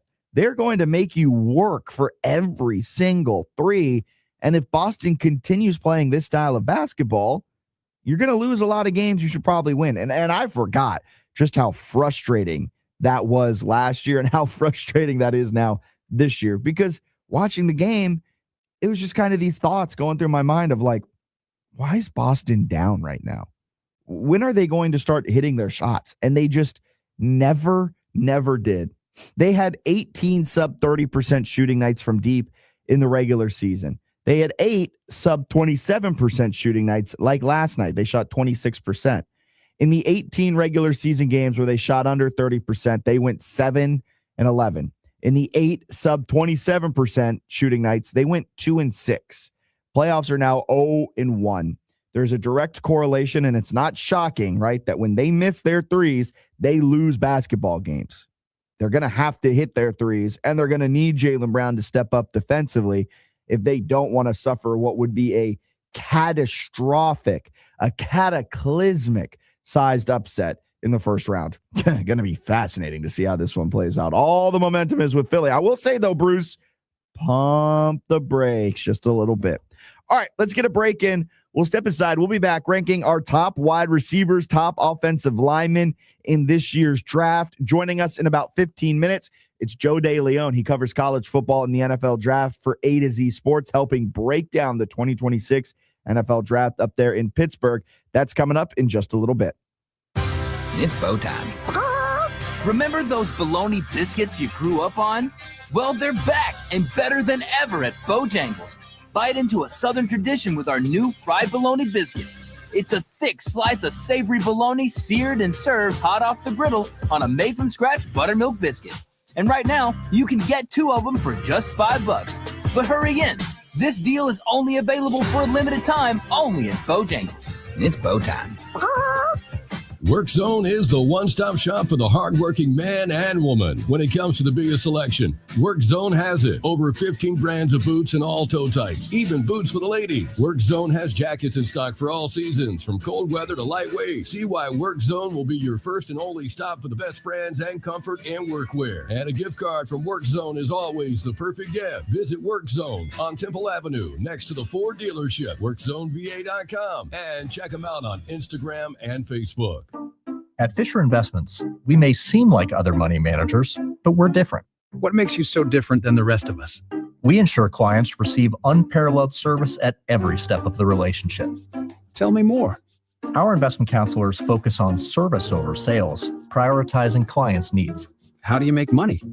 We don't sell any commission-based products. We have a simple management fee based on the value of our client's portfolio. So we do better when our clients do better. What about client portfolios? We get to know each client, their finances, family, health, lifestyle, and more, and then we tailor a portfolio based on their specific goals and needs. Your clients really come first then, huh? Yes, we make them a top priority. Our goal is helping them achieve a comfortable retirement. Wow, maybe we are different. At Fisher Investments, we're clearly different. Learn more at FisherInvestments.com. Investing in securities involves the risk of loss. Golf season is here. Whether it's your first round of the year or the next round, make sure you're playing it at Hunting Hawk Golf Club. We're offering special pricing this summer on outings for civic organizations, churches, kids' athletic teams, or your own special fundraiser. Sign up now for the Hawk Golf Association Summer Series Tournament. Guaranteed fun for the whole family. For more information or to book a tee time, call 804-749-1900 or visit our website, huntinghawkgolf.com. Eisenhower Health is recruiting physicians across a variety of specialties. Physicians, your future starts here. Join a team where advanced care, compassion, and community come together. At Eisenhower Health, a nonprofit healthcare system in Southern California's beautiful Palm Springs area, medical excellence meets exceptional quality of life. Here, you'll deliver top-tier care with advanced technology, all in a place where sophisticated work-life balance thrives. Find your place at Eisenhower Health. Visit emc.org/MD to learn more. Welcome home. Ryan Reynolds here from Mint Mobile. I don't know if you knew this, but anyone can get the same premium wireless for $15 a month plan that I've been enjoying. It's not just for celebrities. So do like I did and have one of your assistants switch you to Mint Mobile today. Visit mintmobile.com/radio. Upfront payment of $45 for 3-month plan, equivalent to $15 per month required. Intro rate first 3 months only, then full price plan options available. Taxes and fees extra. See full terms at mintmobile.com. Hey, John, why so glum? I just got let go. The company's downsizing. This is the third time in the last 2 years. I'm done with this. Have you thought about My Computer Career? I've heard they can train you for a career in IT in just a few months, including cybersecurity and the basics of AI. And you don't need prior training or experience. Now that's a recession-resistant career. Wow, thanks. I'll check them out. Go to mycomputercareer.edu and take the free career evaluation. Mycomputercareer.edu, an Elite CompTIA certification partner. Financial aid is available to those who qualify, including VA benefits. Coming up on the Wednesday edition of the Sports Huddle, we get closer to the NFL Draft on Thursday. We also recap the NBA and NHL playoffs, as well as the official closing of the transfer portal 4 until 6 here on 106.1 ESPN.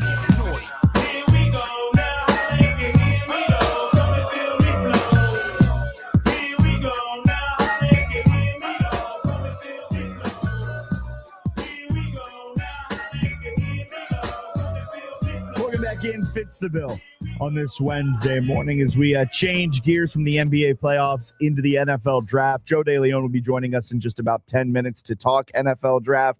He covers it for A to Z Sports. Before we get there, I do want to set the table a little bit with some rankings, everyone's favorite, because we've got offensive linemen, wide receivers, defensive backs. We still have to rank ahead of the draft for tomorrow. And Alan, I want to start with the offensive line. We talked briefly about wide receivers yesterday with Lake Lewis Jr., host of the Lake Lewis Jr. Show. If you missed that conversation, you can find it on the Fitz the Bill ESPN RVA Instagram and YouTube. The full segment is up over there on YouTube. You can watch it now. We talked a little bit about the wide receiver position, so I want to start here with offensive line. And you ready for my number one offensive lineman? This might be a little interesting because there's a couple of really solid tackles, but there is one great guard. Yeah, go for it. I love Vega Wane. the Penn State guard. I think he's the most dominant lineman in this year's draft. He's a big body. He plugs holes on the inside. And that's where he gets a little bit, I think, disrespected, is the fact that he is a guard. And typically, if you're drafting in the top 10, you want to tackle. And Vega Ioane will likely fall down. He's being mocked a lot to the Baltimore Ravens in the teens. And that's likely where he will go. And he will be the most productive and most reliable offensive lineman taken in this year's draft. He's just a big, big dude who is really good at what is asked of him. Yeah. So the thing with Ioane that I thought was a plus is I'm on the spectrum of the NFL's getting back to old school football, right? A lot of people are running the ball more. Running backs are actually getting paid more. So you can tell the league is kind of regressing in the sense of what we thought was evolution, empty spreads and all that stuff is now getting back to ground and pound. You need a guy like him that can block in space with his size. Like, he's got good feet for a guard, which you expect anyway. But like the things you can do with him pulling as a combo blocker, he worked well with his tackles, getting to the second level, getting on linebackers. If you're ever pulling him and getting them out in space, he has the feet to get to the corner. I think that is something that if you're really evaluating this year's class, you're looking at that, because Arvell Reese, my guy Sonny Boom Boom Styles, the Fred Warners, the Nick Imamores, like, you guys have a corner that can play like he's a safety or a linebacker. So defenses are evolving. Guys are covering in space more because offenses are operating in space more. Now you need blockers who are comfortable with blocking in space more. And I think he's part of that offensive evolution when it comes to the blocking. Yeah, I love 6'4", 320. He's taking snaps at left guard, right guard, center, and both tackle spots. Yeah, no, I would imagine he could play all over. You typically want to see your tackles being like 6'5", 6'6", or 6'7", but nobody's going to scoff at a 6'4", 320 with feet like that, man. Yeah. So. All right, who's your number one? I'll take Ioane as number one. I'll actually do a 1A, 1B. Okay. He can be 1A. Francis Mawanoa. There we go. The G in I think he's Hawaiian or Samoan. Mawanoa. The G becomes almost like an NG, so it's Mawanoa. So Francis Mawanoa, the tackle from Miami, would be my 1B. I think he's part of the trio of can't miss guys that you anticipate when they get to the next level, they're going to be great players. I see a lot of Penei Sewell in him. Yeah. I'm a big Penei Sewell fan. I still die on the hill that I would have taken Sewell over Jamar Chase. I would have too. I mean, a lot of people still don't agree with that, especially since they went to the Super Bowl. But I think he also is the evolution of the tackle position. You're going to see him pulling. You might see him line up at wide receiver like they do with Penei Sewell, just for giggles. But he can catch, he can run. He's very good with blocking guys who understand leverage. I'm assuming it's because he went against Ruben Bain a lot. But I think he's very polished for a rookie. And he's young, just under 21 years old. He'll turn 21 his rookie season. So he's still got he's still got a couple of years before he reaches his prime. So he still has some time to learn some stuff. He's a big body, 6'6", 329 pounds. I have him as my third best because some teams may see him slotting in as a guard. And so he's got a lot of positional versatility. He's a big offensive lineman. But I like Spencer Fano a little bit better, the Utah tackle, who does need to add some weight, 6'6", 311 pounds, but a heavily experienced left tackle that can really, really play with the best of them. We saw him shut down some of the best edge rushers this year in the Big 10, in the Big 12. What is Utah now? They're Big 12. Big 12. I get that. But I like Spencer Fano. He's a stud, man. I think they have him on ESPN ranked in like the 4th or 5th spot. I actually had him as second behind Francis. He's a 1A, 1B of the Utah tackles that I talk about every time I talk about Bailey's game. But to his defense, Fano and Lomu are some tough guys. They're big guys. You probably want to see him be like 320 with his frame, but I think he's just an athletic big guy. And I want to say Staley for us, for the Niners. Okay. Joe Staley was not a wide, massive guy when he first came into the league. He was kind of built like Fano, which is why I think the Niners would covet him if he was at that spot, because Joe Staley was our Trent Williams before we got Trent Williams, and he was a wall, man, and he was so strong up top, and he understood how to get a good base when he was going against smaller guys. He could bend down with them and get in their chest. Fano has the same skill set. I think he'll have a great career. My fourth guy is Monroe Freeling. I think he's super fun. He's another young guy, but Monroe Freeling gives you a lot of potential, and he's a massive, massive guy. Doesn't move like a massive guy. 6'7", 315 pounds. He's been a dog at Georgia. He's gotten some starts. You'd like to see him get a couple more underneath his belt, but he's coming out a year early. He still has one more year of eligibility, but he got 1 year of starts underneath his belt. He's highly athletic, though. Highly athletic with the frame that could build into one of the top tackles in the league.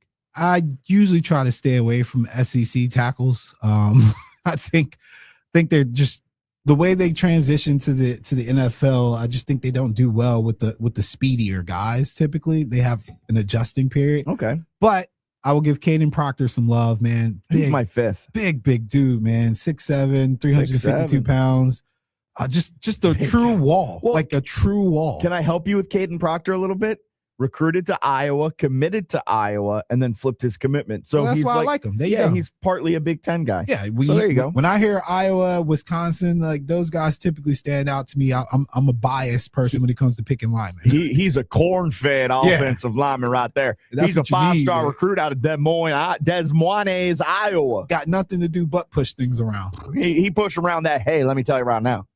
but his size is almost. It's a good thing and a bad thing. His greatest strength is his biggest weakness, because sometimes he struggles to use his. Yeah, he needs to get more technically balanced, where he's not dependent on being the bigger man. Yeah, but he's a corn-fed Iowan right there. Well, it's the thing about the NFL that lets you know there's levels to it. When you're that big in college, you might meet one guy that can beat you, right? Like pound for pound or just off of strength, right? You run up against a Micah Parsons, a Max Crosby. Like Connerly actually had that issue. Yeah. His first 3 weeks were Max Crosby, Thibodeau, and Burns, Abdul Carter. Those are 5 studs. And those were his first 3 games. And then his consolation prize after that was, I think, the 4th game they played the Falcons, who had Pierce, who got double-digit sacks himself. So he literally had no days off when he first started. And so you have to take that into account sometimes when you look at these guys. Like if you see tendencies against certain skill sets, like they have trouble blocking these guys who get leverage, or these smaller guys. Yeah, I think they're going to see that on a regular basis. So Proctor definitely has to get out of the idea that I'm big, I'm a wall, I can't be moved, because Micah Parsons will give up 100 pounds here and drop you in the quarterback's lap. Like that's the difference between college and the NFL. Yeah, and Proctor's got to figure out how to kind of work with that as he moves into the NFL, because he's got the frame to be great. Can he just kind of put everything together? We got a text in before we go to break. RELAX. There's no way Philly shoots like that again, or Boston plays that poorly. That's what we said last year, Scotty. And then the Celtics ended up losing the series to the Knicks, and they continued to shoot poorly. I agree with the first part. I don't agree with the second part. They could definitely shoot poorly. Boston can play shortly. We saw that last year. All right, let's get a quick break in here. Step aside. Joe DeLeon will be joining us to talk a little bit more about the NFL draft coming up next. Bradley here with Pro Weld Fabricators, the professional problem solvers. On a construction site, problems happen. Broken steel, custom brackets, last-minute fabrication. That's when you need to call the professional problem solvers. At Pro Weld Fabricators, we specialize in commercial welding, structural steel, and custom fabrication for contractors and building projects. When metal problems threaten to slow your project down, our experienced team delivers strong welds, fast solutions, and reliable results. This is Brandon with Pro Weld Fabricators. Visit our website at pro-weldfabricators.com. Herman Allen Plumbing, Heating, and Cooling. Online at hermanallenplumbing.com. $5,000. That's the average amount of money people in the U.S. are now spending on gas in a year. $5,000. That's crazy. If you drive, you have to download Upside, the free app that gives you cash back every time you get gas. That's right. You can earn real cash back with Upside just by buying the gas you're already buying. You can literally start earning cash back today. I use Upside every time I fill up, and I've already made around $200-$300. You're putting gas in your car anyway. Why not get real cash back? If you like free money,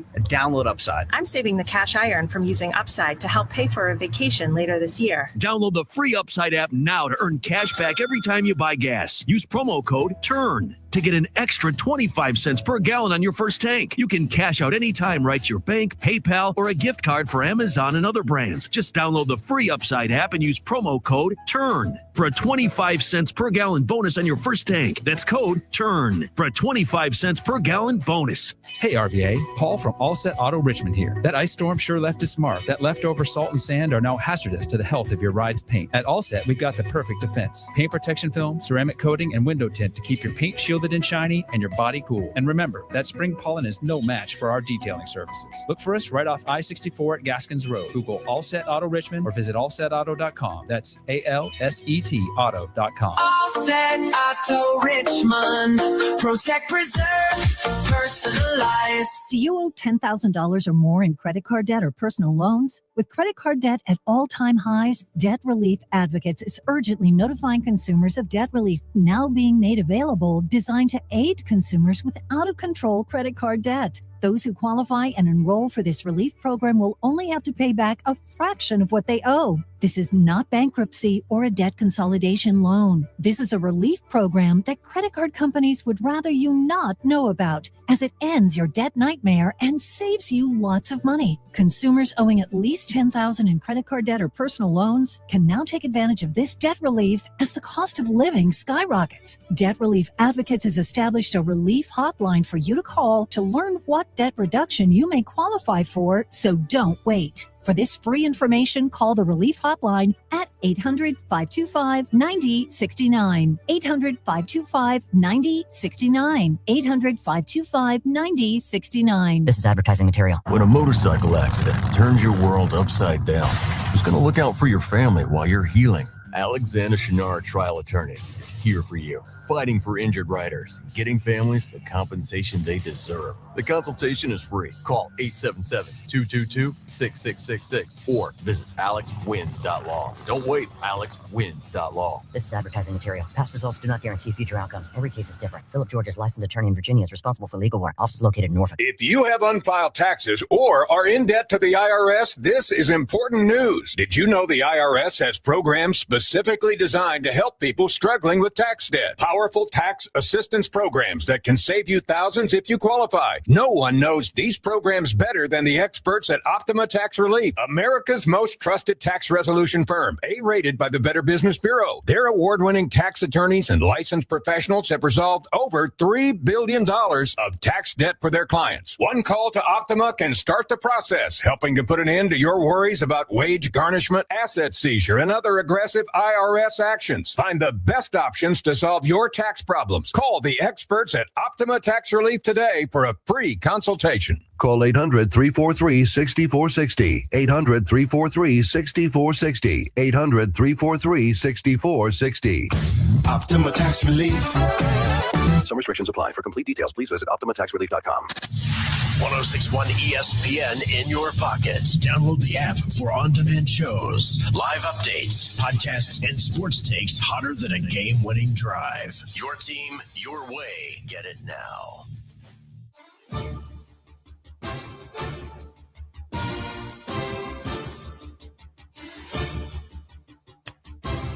Welcome back in. Fitz the Bill on this Wednesday, April 22nd morning. We are 34 hours, 25 minutes, and now 24 minutes and 59 seconds away from the 2026 NFL Draft.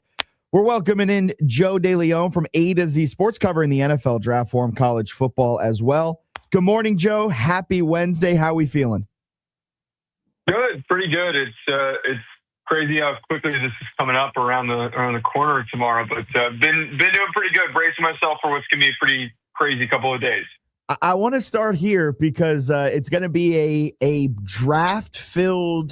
trade-filled draft, I should say, starting tomorrow. But the last time we chatted was at the NFL Combine in Indianapolis, and that felt like forever ago. At that point, you know, Caleb Downs was regarded as one of the top prospects in this year's draft. It feels like he's now falling outside the top 10.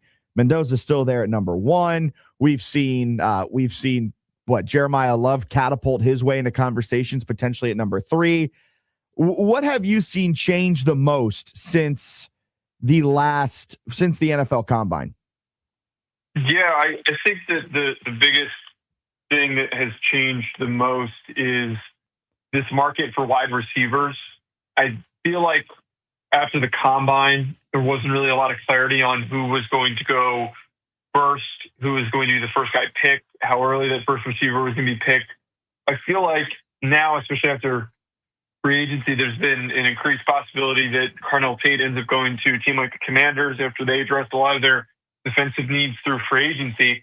But now with Jordan Tyson doing his workout and getting it done and out of the way, and a lot of maybe a little bit more of a security and belief on what he can be in the NFL and his health situation, him having multiple season-ending injuries in his career, teams maybe being a little bit less pushed off from that, he could be a lock to now go in the top 15, although it doesn't seem like it's a guarantee because of, again, he's got a bad injury history. And then lastly, I think that Mekhi Lemon, too, seems like he is all but guaranteed to be like the Rams pick. He's a very commonly projected mocked pick for him to go 13th overall to the Rams. It's interesting how things have shifted a bit for this wide receiver class, which also includes guys like Omar Cooper on the back end that have surged up big time, and Casey Concepcion, who seems to have really locked himself into the end of the first round. I mean, with Mekhi Lemon, honestly, as weird as it may sound, I thought his draft stock was going to take a hit after that video came out of him at the Combine doing that like weird snake thing that just made him look a little weird, but seemingly it's helped him as he's catapulted up. Casey Concepcion, another guy that's hugely, I think, benefited from the last month or so. I want to talk on Tyson here real quick because what do you think about his injury history? What, a broken collarbone, a torn ACL, was dealing with that hammy injury? Do you have him as your top wide receiver? How do you factor in the injuries? Yeah, there's a couple of ways to respond to this because in a vacuum, he would be my number one wide receiver. He would be the one guy in this class that I would capably project as the prospect that could become like a true number one option in an offense, like a true primary target because he's so well-rounded. He's a great route runner. He's able to win over multiple areas of the field. He's super smooth. He's got pretty reliable hands. But the injury history stuff, I think, does drag him down. I would pick Carnell Tate over him. I'm not a fan of Carnell Tate in the top 10. I just don't think it totally makes a lot of sense. But I would pick Carnell Tate over him because Tate, at least you understand what you're getting with him. You understand that you're getting a really high floor wide receiver 2, and there's less of a risk for him being injury prone like Tyson is. The thing with Tyson is how high are you willing to take a guy like that has the projectability to be a consistent, maybe 1,100 yard receiver, but it's unclear on if he'll be able to finish a season. The fact that it's happened multiple times, 3 times in his college career, should be a red flag. And I wonder which teams are going to say, you know what, we feel secure, we think that this was just bad luck, and which teams are completely scared off. Yeah, that's going to be the fascinating thing with it because with Tyson, enough red flags could just take him off the board completely. Maybe even Ruben Bain, some of the arm length issues could have taken him off the board. Which team is willing to kind of take I don't want to say a flyer, but take that risk? It could work out in a big way. As Joe DeLeon, he covers college football in the NFL draft on A to Z Sports, joining us this morning. Joe, I want to transition a little bit over to a trade that happened last week with Dexter Lawrence moving from New York to Cincinnati. Cincinnati sent over a top 10 pick. I know it's the 10th overall pick, but it's still a top 10 pick over to New York for Dexter Lawrence. Is that a reflection of what some teams, maybe it's just the Bengals, maybe it's broader, what some teams think of this year's draft, that they think Dexter Lawrence is the best player they could get at 10 in theory? But I think it's both. I think that naturally, if you ask anyone who works in the NFL or who covers this draft class, would recognize that it's not a good class. It starts to get pretty weak after pick 10, really, and there's really not very many high-impact elite starting players. It'd be the equivalent of taking a swing on a Tracy defensive prospect to hope that they pan out and become a really good player, as you're hoping for Dexter Lawrence to return to the level of dominance that he once had. But I think that for the Bengals, they were in a really unique and also annoying situation where at pick 10, they weren't going to be able to land one of the top defensive players unless they tried to trade up. They weren't going to be able to there was a real possibility that they would be in a really awkward spot. And like the best players available would be a combination of Francis Maui-Noah, Spencer Fano, Carnell Tate, and maybe Jeremiah Love slid. It would all be players that aren't really needs for them. If they wanted to force and reach on a prospect, if it was Eldrick Falk, or to reach on, maybe they were like Jermon McCoy, but like if they'd reached on Jermon McCoy or Mansour Delane, Dylan Dynaman, there was just not that same level of elite player for what they could have gotten at 10. So for them to go make that move to go get Dexter Lawrence was smart. I think it was an overpay still because of the fact that they gave up the 10th overall pick. And I also think that for them to commit all that money to a 28-year-old nose tackle who has underperformed recently, it's absolutely still very risky. But to me, it just has something to do with the Bengals being in an awkward spot that they would not been able to find a player that would have fit a need for them.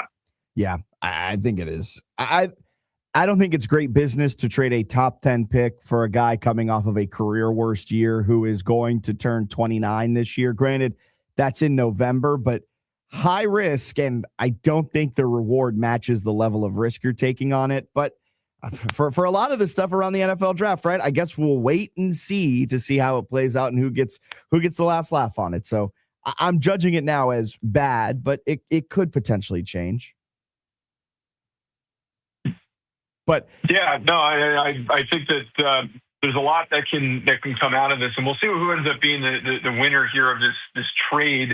And I think that the Giants ultimately are in a good position for themselves, because keeping Dexter Lawrence was not going to work for them. He clearly did not want to be there, didn't want to be in the building. And I think that 10th overall pick is a lot more valuable for them than it is for the Bengals, because the players that I named, it allows for them to find another receiver.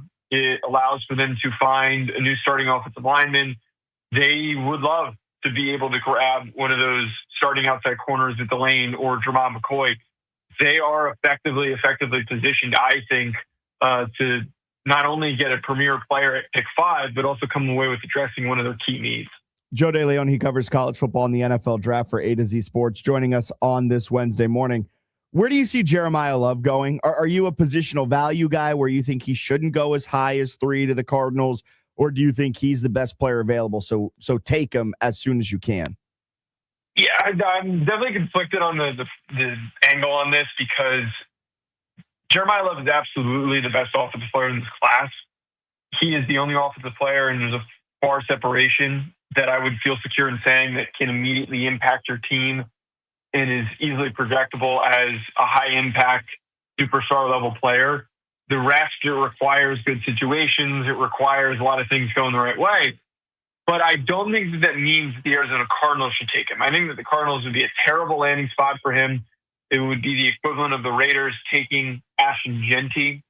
And we saw the outcome there, where their offensive line was not ready to have a running back as talented as Genty and to capitalize on it.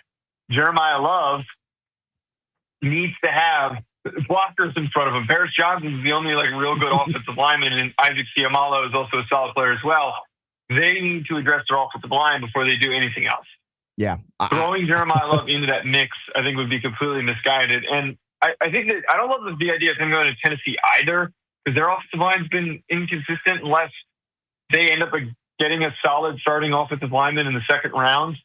I think that Tennessee still feels a little bit weird for me. The best landing spot, ultimately, I think him going to the Commanders, him playing next to Jaden Daniels would be extremely exciting. And I wonder if this smokescreen, the way that I see it, for the Cardinals to take Jeremiah Love at 3 would maybe entice the Commanders to move up that early to take him.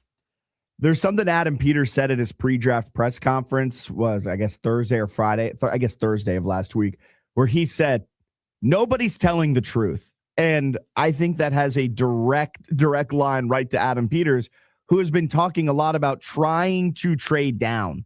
I think nobody's telling the truth, and I think the Commanders might be trying to do a little smokescreen of their own. Adam Peters has been extremely aggressive ever since taking over the GM spot in Washington, trading for Lattimore, trading for Debo. I wouldn't put it past him to try and trade up and get Styles. Now, I wouldn't agree with it, but I wouldn't put that past Adam Peters. Do you think Love at 7, if he's there, if Sonny Styles, Jeremiah Love, both are there at 7, I highly doubt that. Do you think the Commanders are leading Love? How do you see the Commanders playing out their pick at 7? Yeah, I think that's a tough decision to make. And I think that Styles seems to have a lot of momentum to be a player that they really love, and that if he was there, that they wouldn't think twice and they would take him. I think in this situation, to your point, it's relatively unlikely to happen, because for Styles to fall, it would cause a major, or you would need Love to have probably come off the board at some point. But if this is a theoretical situation, I would still think that taking Love would be the better move for them, and that they would probably go in that direction, because you almost don't even expect Love to still be available there. He's, again, the best offensive player in this class. His impact that he can have for your team immediately would be significant and would be huge for helping Jane Daniels, especially with a pretty depleted wide receiver core. I would imagine that they would go with Love over Styles if they had to pick between the two. Awesome. I love it, Joe. Appreciate your time this Wednesday morning. Have a great remaining 34 hours before the craziness kicks off tomorrow with the NFL draft. Appreciate your time. Of course. Thanks for having me. Of course. There goes Joe DeLeon. He covers the NFL draft for A to Z Sports. You can find him on Twitter at Joe DeLeon. Fantastic follow. He's hosting a bunch of podcasts as well, always giving his insights. Always appreciate catching up with him, whether it's over the phone, whether it's in Indianapolis, or anywhere in between. All right, we're going to get a break in here. Step aside. We'll be back to wrap up this Wednesday edition of Fitz the Bill right here on 106.1 ESPN Richmond. For over 20 years, Davidson Roofing Company has proudly served the greater Richmond area, earning the trust of 19,000 customers. Davidson Roofing is proud to be ranked among the top 45 roofing contractors with GAF across the country, and named Best Roofing Company by Richmond Times-Dispatch for 9 of the last 11 years, including 2025.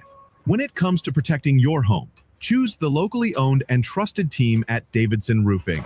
Call or visit online at davidsonroofing.com. If your faucets are dripping, you don't call a dripping faucet specialist. If your toilet is clogged, you don't shop for a plunger or snake expert. When you have any issues with drains, pipes, water heaters, drain lines, you call the people who specialize in it all. Robinson's Plumbing Service. Robinson's Plumbing Service has been voted the Richmond area's best plumbing service. They do it all, and there's 24-hour emergency service available. Are your drains slow? Call Robinson's Plumbing Service. They have the drain machines to clean your clogs, the jetters to blast out grease or small roots, and the cameras to inspect your pipe to see if the line needs repair. Is your gas or electric water heater not doing its job? Robinsons can handle that too. From toilets and faucets to water lines and drain lines, no matter what the issue, Robinson's Plumbing Service can handle it all, because they're Richmond's all things plumbing specialist. Need service or would like an inspection? Schedule now at RobinsonsPlumbingService.com. Robinson's Plumbing Service, voted the Richmond area's best plumbing service. Spring is in the air, and your perfect event starts here. From hosting an outdoor party to celebrate your brand new graduate, to saying I do under an airy canvas tent, or even thanking your team at the annual corporate family day, we've got everything you need. Tents, dance floors, luxury restroom trailers, and so much more. Our team handles it all so you can focus on making memories. Call today or visit us online at classicpartyrentals.va.com. I know that hiring can be challenging. You need someone to match your role perfectly. Well, now you can meet them fast on ZipRecruiter. Build your team, build it sooner. Meet your match on ZipRecruiter. Just head to ZipRecruiter.com/free right now to try it for free. That's ZipRecruiter.com/free. Meet your match on ZipRecruiter. Try it free. Hey, John, why so glum? I just got let go. The company's downsizing. This is the third time in the last 2 years.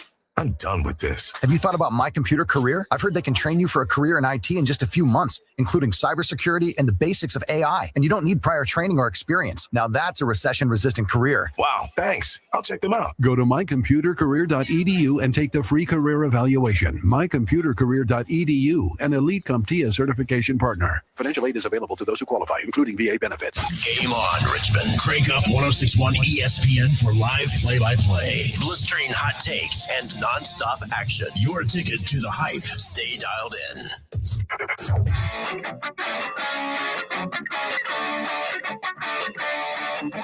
Oh, another free one. Thanks, dog. You always hook me up. Another hour of the fun stuff on deck. Another one of your nonsensical rambling stories. And another round for everyone on me. I don't want to hear another peep. Okay, all right, here's another one. Another thing before we get up on out of here on this Wednesday. Trailblazers, the team, are doing everything to overcome the owner. Congratulations to Portland last night for pulling off the win against San Antonio. They came out and they took it to San Antonio early in that one, opening up a massive lead, even when Wemby was out there on the court. Now, the Wemby injury, that's going to be something that looms large over the remainder of this series. But the Trailblazers, I think, would have won that game last night fair and square with or without Wemby. They just came to play. And they are doing everything to overcome the stories that have been coming out about the owner. Recent reports from Ramona Shelburne have come out around the head coach, Tiago Splitter, the interim guy. Yes, that's correct, right? The Chauncey Billups situation was this season. He was arrested at the start of the season. I believe it was after the first game. And then Tiago Splitter stepped up as the interim. And he's been wildly successful, probably more successful than a lot of people originally thought. Splitter took over the morning after Billups' arrest, and he has led them to a 42-40 record, the 7th seed in the Western Conference, and he's presided over the development of Deni Avdija, who has become an all-star and is a finalist for the Most Improved Player Award. That should be enough to get a fat pay raise, right? A removal of the interim tag and a big old thank you? Not really. Sources close to the situation told ESPN that Splitter was given a raise from his assistant coaching salary and discussed a longer-term contract during the season. The salary presented to him to continue on as head coach was far below a standard NBA head coaching salary, and further discussion was tabled until after the season, sources said. We've also heard that the Trailblazers offered Mike Malone the job for $4 million. If you're keeping score at home, Mike Malone is making $7.5 million year one with UNC. And all of this is right in line with the new owner. Since taking over, the Oregonian has reported that Tom Dundon, the new owner, wants to pay in the range of $1 million per year for a head coach. He has canceled a T-shirt giveaway for Game 3. He's not letting two-way players travel with the team. He's doing other cost-cutting moves like cutting back on complimentary tickets to home playoff games for support staff. All of this, according to the report, is to run the organization more efficiently, just like he did to the NHL's Carolina Hurricanes. I mean, it's crazy because owners shouldn't be cheap. Owners shouldn't make the support staff get an early checkout from the hotel. Tom Dundon does not allow the support staff to get late checkout. They got to check out early. What is time checkout now around hotels? 10 a.m., 11 a.m.? About 11. 11 a.m. He's forcing them to check out prior to noon. So say there's a game at 7, right? The support staff is expected to check out that morning at 11 a.m. and wait around, something that's atypical in the league, all in an effort to cut costs. Owners should not prioritize profit over wins, should not prioritize profit over culture. I get that, owning a sports team, it's a business. It's all a business. That's true, and I've been here saying that. It is a business, right? It's a business in what stars you keep, which ones you move off of, everything like that. But at its core, sports is so much more in American life, in my humble opinion, right? Where your owner should not be cheap. Should your owner prioritize moving off of a star guard to get a future draft pick because the timelines don't align? Yes, 100%. And that's business. But an owner should not prioritize profit over wins and team culture. Because as a team owner, you have a responsibility to the staff you employ, a staff that's on the road for more than 50% of the year, a staff that consistently misses birthdays, weddings, and holidays for the team. You have a responsibility to the players. And most importantly, you have a responsibility to the city to create a winner. And Tom Dundon right now, who, by the way, is worth over $2 billion, according to Forbes, is acting like he has a responsibility to his pocketbook over his players, city, and staff, which is just sad because sports is so important to cities, to American culture. And I guarantee you right now, with all the stories that are coming out around Tom Dundon and the Portland Trailblazers, the other governors in the NBA are regretting letting this guy in as the new owners. No T-shirts for Game 3. Two-way players can't travel with the team anymore. Every other playoff team is allowing them to. Oh, you don't get any more complimentary tickets for playoff games if you're part of the support staff. Oh, we're also looking to underpay our next head coach. That's going to result in wins. Tiago Splitter, the guy who has overperformed expectations, we're not going to give him fair market value because we are prioritizing how to make more profit over how to have a good culture and win games and give a winner to the city. Absolute joke. You're worth over $2 billion. Miss me with all of that. I'm over it. I hate that. I hate when owners prioritize profit over wins. Yeah, owners and the league, right? Like these people, when you talked about the staff, like if they're working the game, you're not getting back to your hotel room until about 2, maybe 3 in the morning if you're lucky. And then they're playing night games. So I'm thinking their West Coast time is probably about 2, 3 in the morning for them or for us on the East Coast. So yeah, that's kind of crazy, honestly. And then you don't let it. Also that you can make a couple of extra dollars. Meanwhile, it's not like they're running in the red. Professional franchises still run in the, what is it called? The black, the green, whatever it is. They're all profitable. They're all making millions, if not billions of dollars per year because of the media rights deals, the jersey sales, the ticket sales, the concession sales, the parking sales, all of that. They're still profitable. He just wants to make more money. That's not why you get into sports.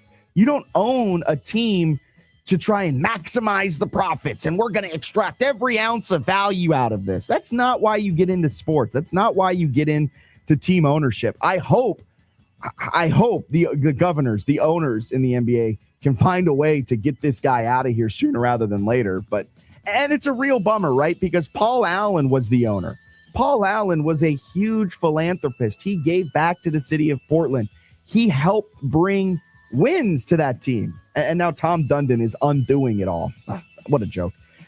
All right, that'll do it for this Wednesday edition of Fitz the Bill. We'll be back tomorrow with an NFL draft special.